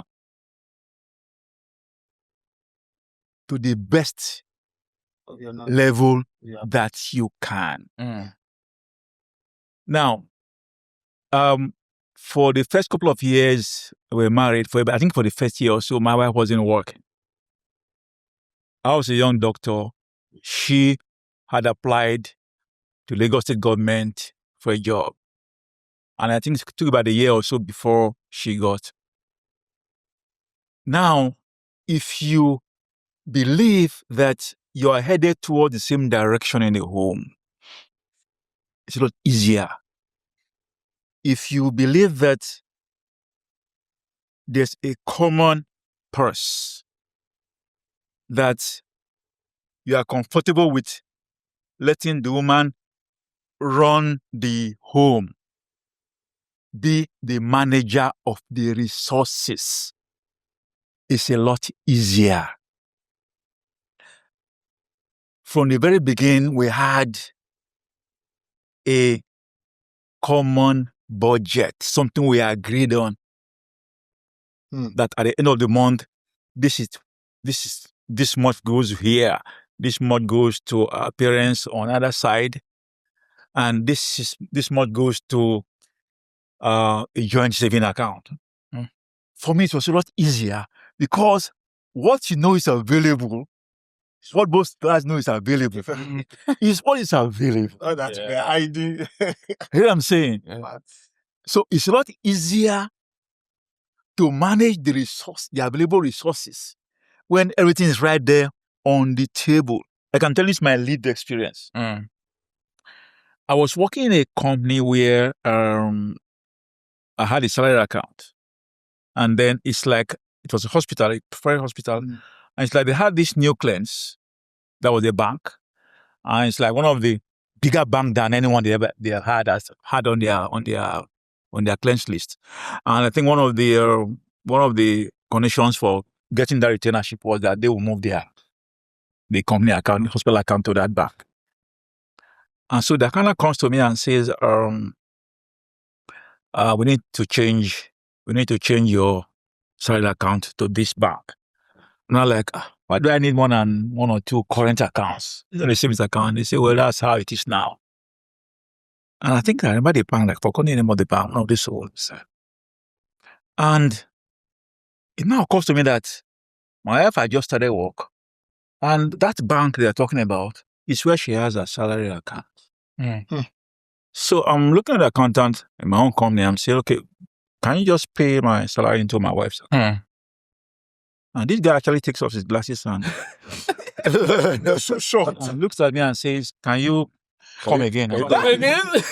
And I guess, yes, pay my salary. Can you pay my? I said, okay, if that's how you want it, but if you As long change as you're your mind, happy. just come back and let me know. So, like I was saying, if both sides know what is coming in, this is it. From your side, from my side, this is the entire pot. It's a lot easier. It's a lot easier to manage because everything is right there on the table. It's a lot easier to run the home when you don't have to start hiding your. I grew up among friends while I was in service, whose wives didn't even know whose I had no idea what their salaries. Exactly. In my case, not just my wife, my 3 daughters will get to know whenever I got promoted and got the salary. And Daddy, And they actually call and say, Daddy, what's our salary now? Not our. because the way Daddy is saying it, it's not the way many like. And I want Daddy That's to why I say say it to that's the context, but this is my own lived experience. And it's, for me, it was not easier for my entire life. You know that does not like problem. I really want to That- know that's- Pastor Joshua too, because I know he had Yeah, at the because- beginning. He had actually pointed to that beginning that like he's in that space where they actually have like similar. So I want to. I'm very curious. Let me first say I have the best wife in the world. You know, Not PR. the best. But the blast. But Daddy, I think God has been very kind to you? Honestly. I agree. Honestly, it feels like a very good example. Really, Very, like, good example. from your growing up to, Very, Biblical masculinity. yeah, honestly. very kind to you. And, as I hear you speak, I see a man who grew up without needing to seek validation Exactly. From external things. external Yeah. friends. Yeah. Very, I don't know what How your parents he did, I didn't. or whether it's a gift that God gave you, but it has shielded you from Lots. most of our mistakes. That this is who I am. If you like it, you don't like it, that's your business. I'm not seeking self-esteem. That's why you are with your wife. It's because truly it's the logical thing to do. There's something to do. And let me do it now. What's my business with gender roles in the home? I pray that that favor you enjoyed, we would all enjoy it. Amen. Amen. It's a good one. Amen. That will all be good husbands. It's Honestly. it's fantastic. It's because by God's grace, you married a good wife. Thank God for that. That is why you say, pay my salary into her. You see, there's, and I'm trying to give context to it. Yeah. I'll speak from lived experiences, because as a pastor, as a mentor, I've had to also deal with some serious issues. Mostly for others, really, when it comes to marriage and money. What a man used to be, or we used to know or we used to define a man as, is the provider, the protector, the leader,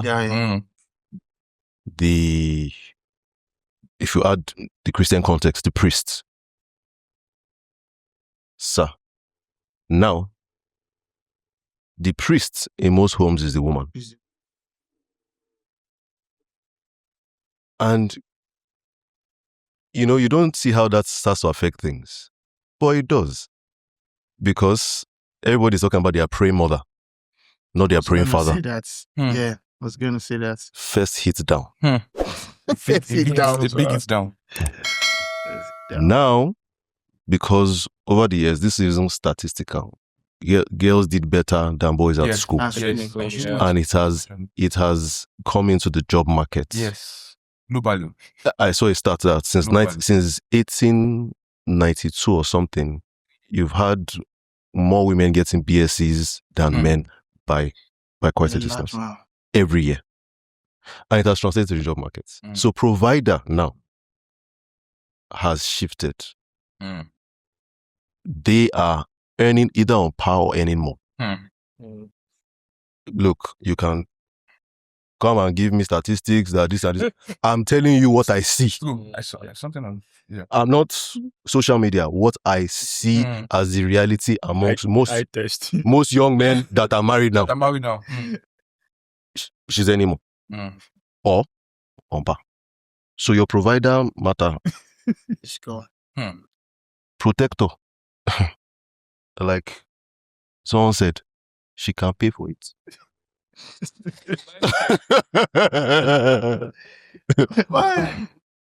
She can pay for it.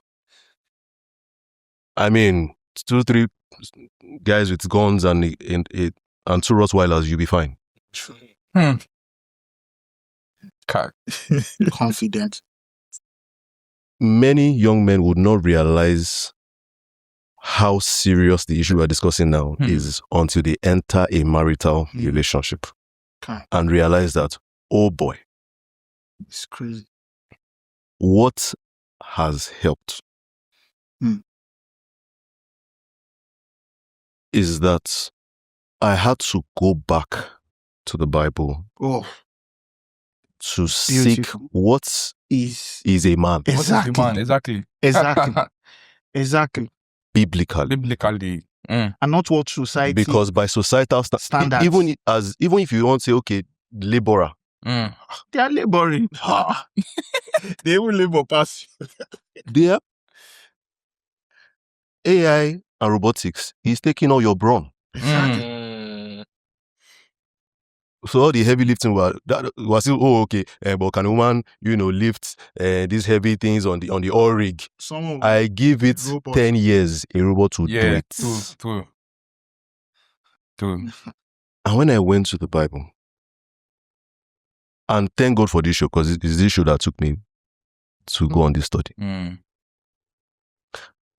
I went to where we usually show women as their example of what they should be. The Proverbs 31 woman. When I got there, I saw something that I have never seen. I'm a pastor. My father is a pastor. I have never seen. And I suddenly realized that that Proverbs 31 was written by King Lemuel, talking about what he learned from his mother. It is more towards us than women.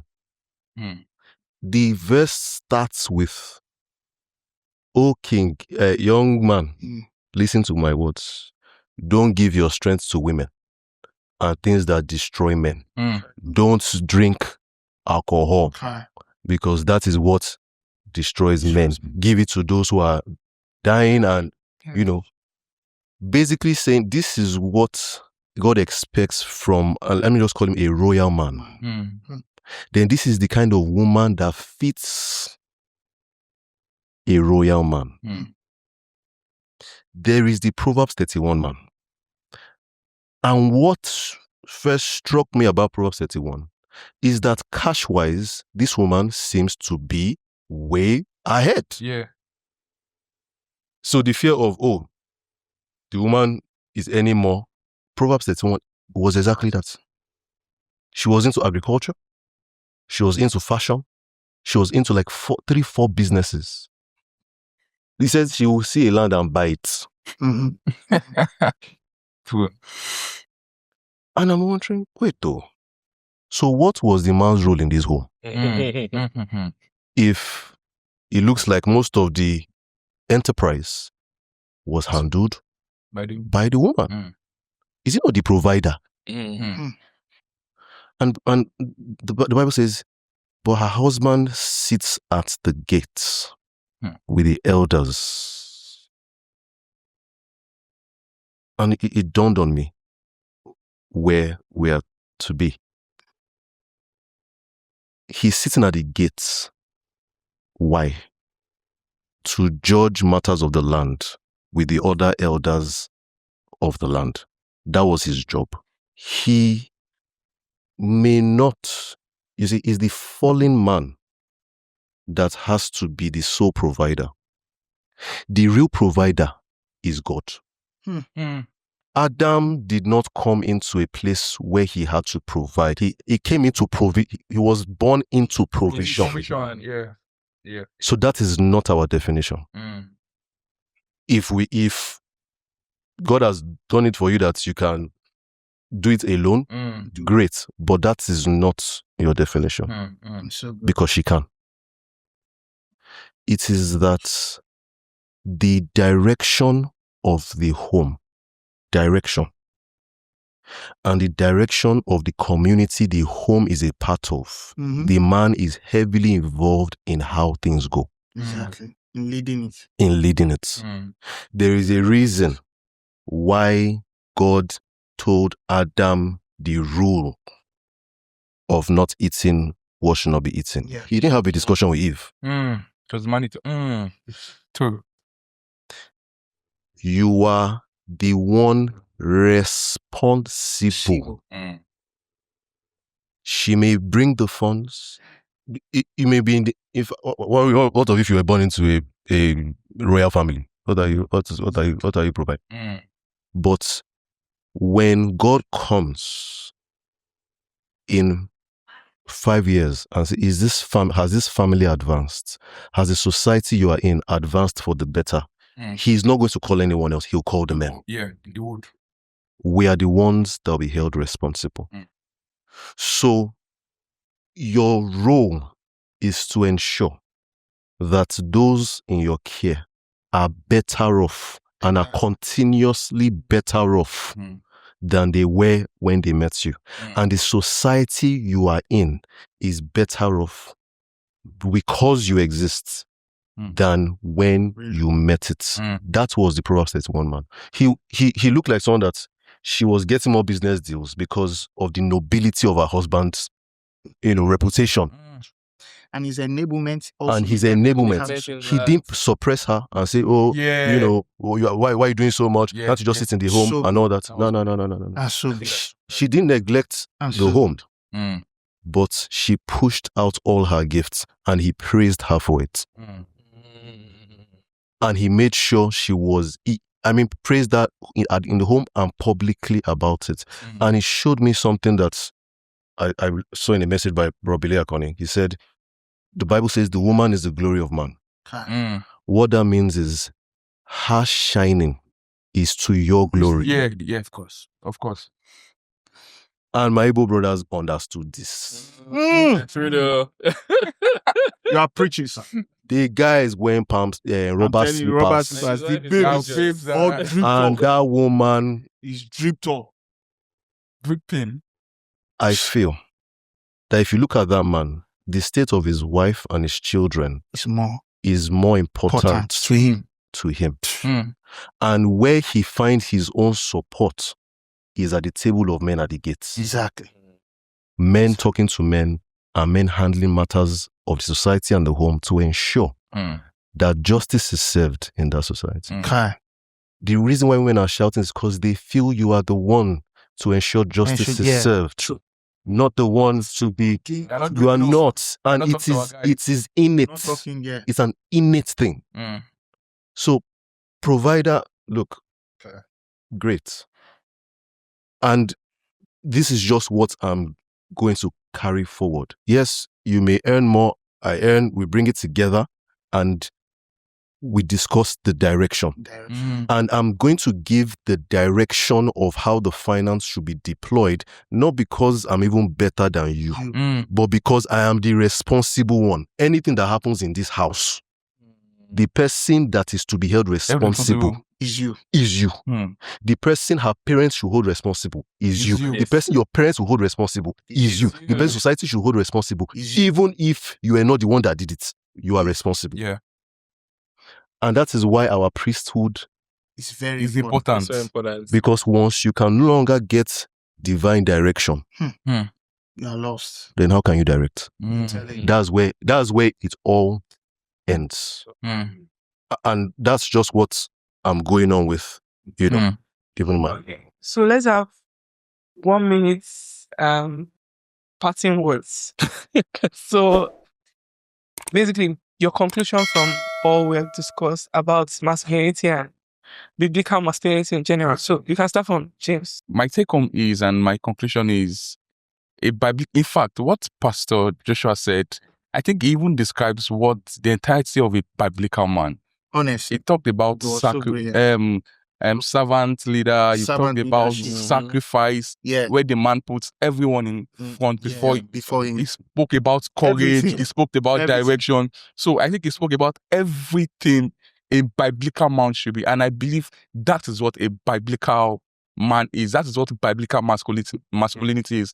The society has painted a picture in a lot of people's heads, and that narrative is being driven by a lot of people. But beyond that, we as Christians know, the Bible is the standard, the Bible is our final authority, and this is how a biblical man should be. So what should be our next step? What should be the next step for even people that want to, if we have a young person listening to this, is to go back to the word, see what, or even listen to this podcast from what everyone has said, you would actually get who a biblical man is, and you can walk in that path and align yourself with it. I guess what I would say is, or my parting words would be, a life that is devoid of structure and discipline is costlier than one that has it. Discipline and structure is very important, very crucial. And identity and purpose. J.A. mentioned something about the moment you bring out a person's purpose out of them, everything else flows naturally. And that's so true. Because the reason why you can misplace your identity and attach it to other things like finances. Like when he mentioned the point about men are not the provider, God is the provider. It just, yeah, it resonates so much because while I was prepping for this, that was one of the things that came to me, that a man is, when we look, okay, let's look at it this way. God is not a provider until you trust him to provide for you. So it means that at every given point, there would be things that people you are responsible for will demand of you. That is not what makes you you. That's what they need you to be. So finding the distinction between who I am as a man and who people need me to be is very important, because when you conflate the two, there's identity crisis, there's insecurity. That's when, if I'm not earning, then I'm not this. If I'm not this, if I'm not promiscuous, then I'm not this, and all of those things. It's a misplacement of what the core of being a man is. And I think Jay already mentioned that. Another thing that I believe is lacking is accountability. Accountability is really important.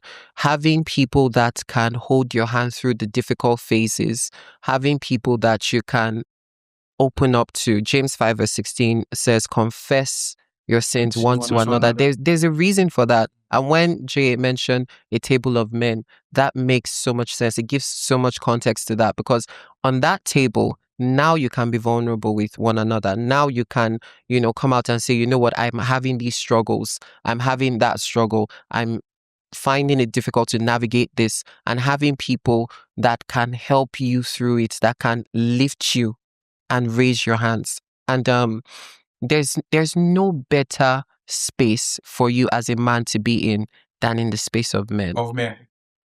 It just builds you up in a way, because there's always something that you can learn from the next man. There's always something. My thinking on the issue of masculinity is pretty straightforward. Whether you're a Christian or not, being a responsible man means that concerning your wife, your children, whether they are male or female, your family, and everybody around you, there are certain basic tenets of decency that's expected of you. Now, when you receive the life of Christ, it takes you to a higher level. The responsibility is higher. The grace you require is higher, because we are talking about loving your wife and your family as Christ loved the church. But whether you're a Christian or not, you're expected as a basic, decent human being to respect people, irrespective of their gender, care for your children, love your neighbors, be respectful, and don't think that because you are born with a particular gender or a particular set of genitals, that makes you something special or entitled, or gives you the right to behave like somebody who just doesn't care. So basically, being a decent human being, for me, is masculine. But when you receive the life of Christ and become a Christian, it takes you, elevates you to somewhere higher.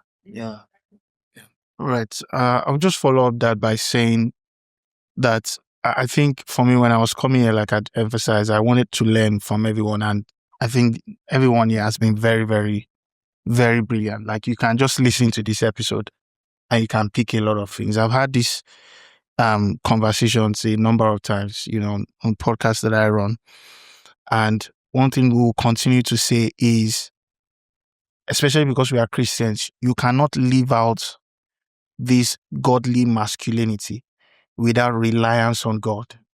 There has to be a clear reliance on the Holy Spirit. You cannot do it on your own, on just wanting to pretend to be this guy or be this person, right?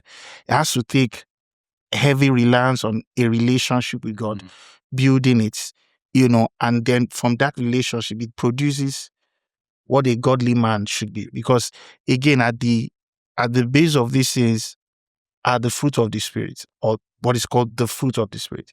Because if you have the Spirit, you should love. If you have the Spirit, you should be patient. If you have the Spirit, you should be kind. You should be good. You should have self-control.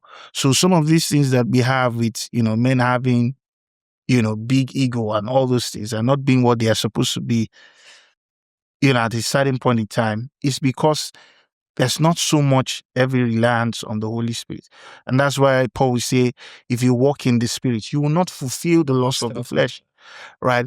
And so for anyone listening to this, especially if you are Christian, know that we are not just saying things that are not possible for you to do, right? They are possible for you to do when you are reliant on the Holy Spirit. I also like something Precious mentioned, when we are talking about mentorship, which is the fact that a lot of men have to get closer to more younger men. Paul teaches that older men should mentor younger men. And you need to meet them at the point they are, because if you are being realistic, not a lot of them are vulnerable enough, not a lot of them are open enough. And so you can take that responsibility that I'm going to handle 2-3 people. And what I know from my relationship with God and what I think a man should be, I'm going to make sure that it's impacted, on this person. And then the last thing on marriage that I wanted to mention is Christ is our perfect example. Like Daddy mentioned, it says to love your wife even as Christ loves the church.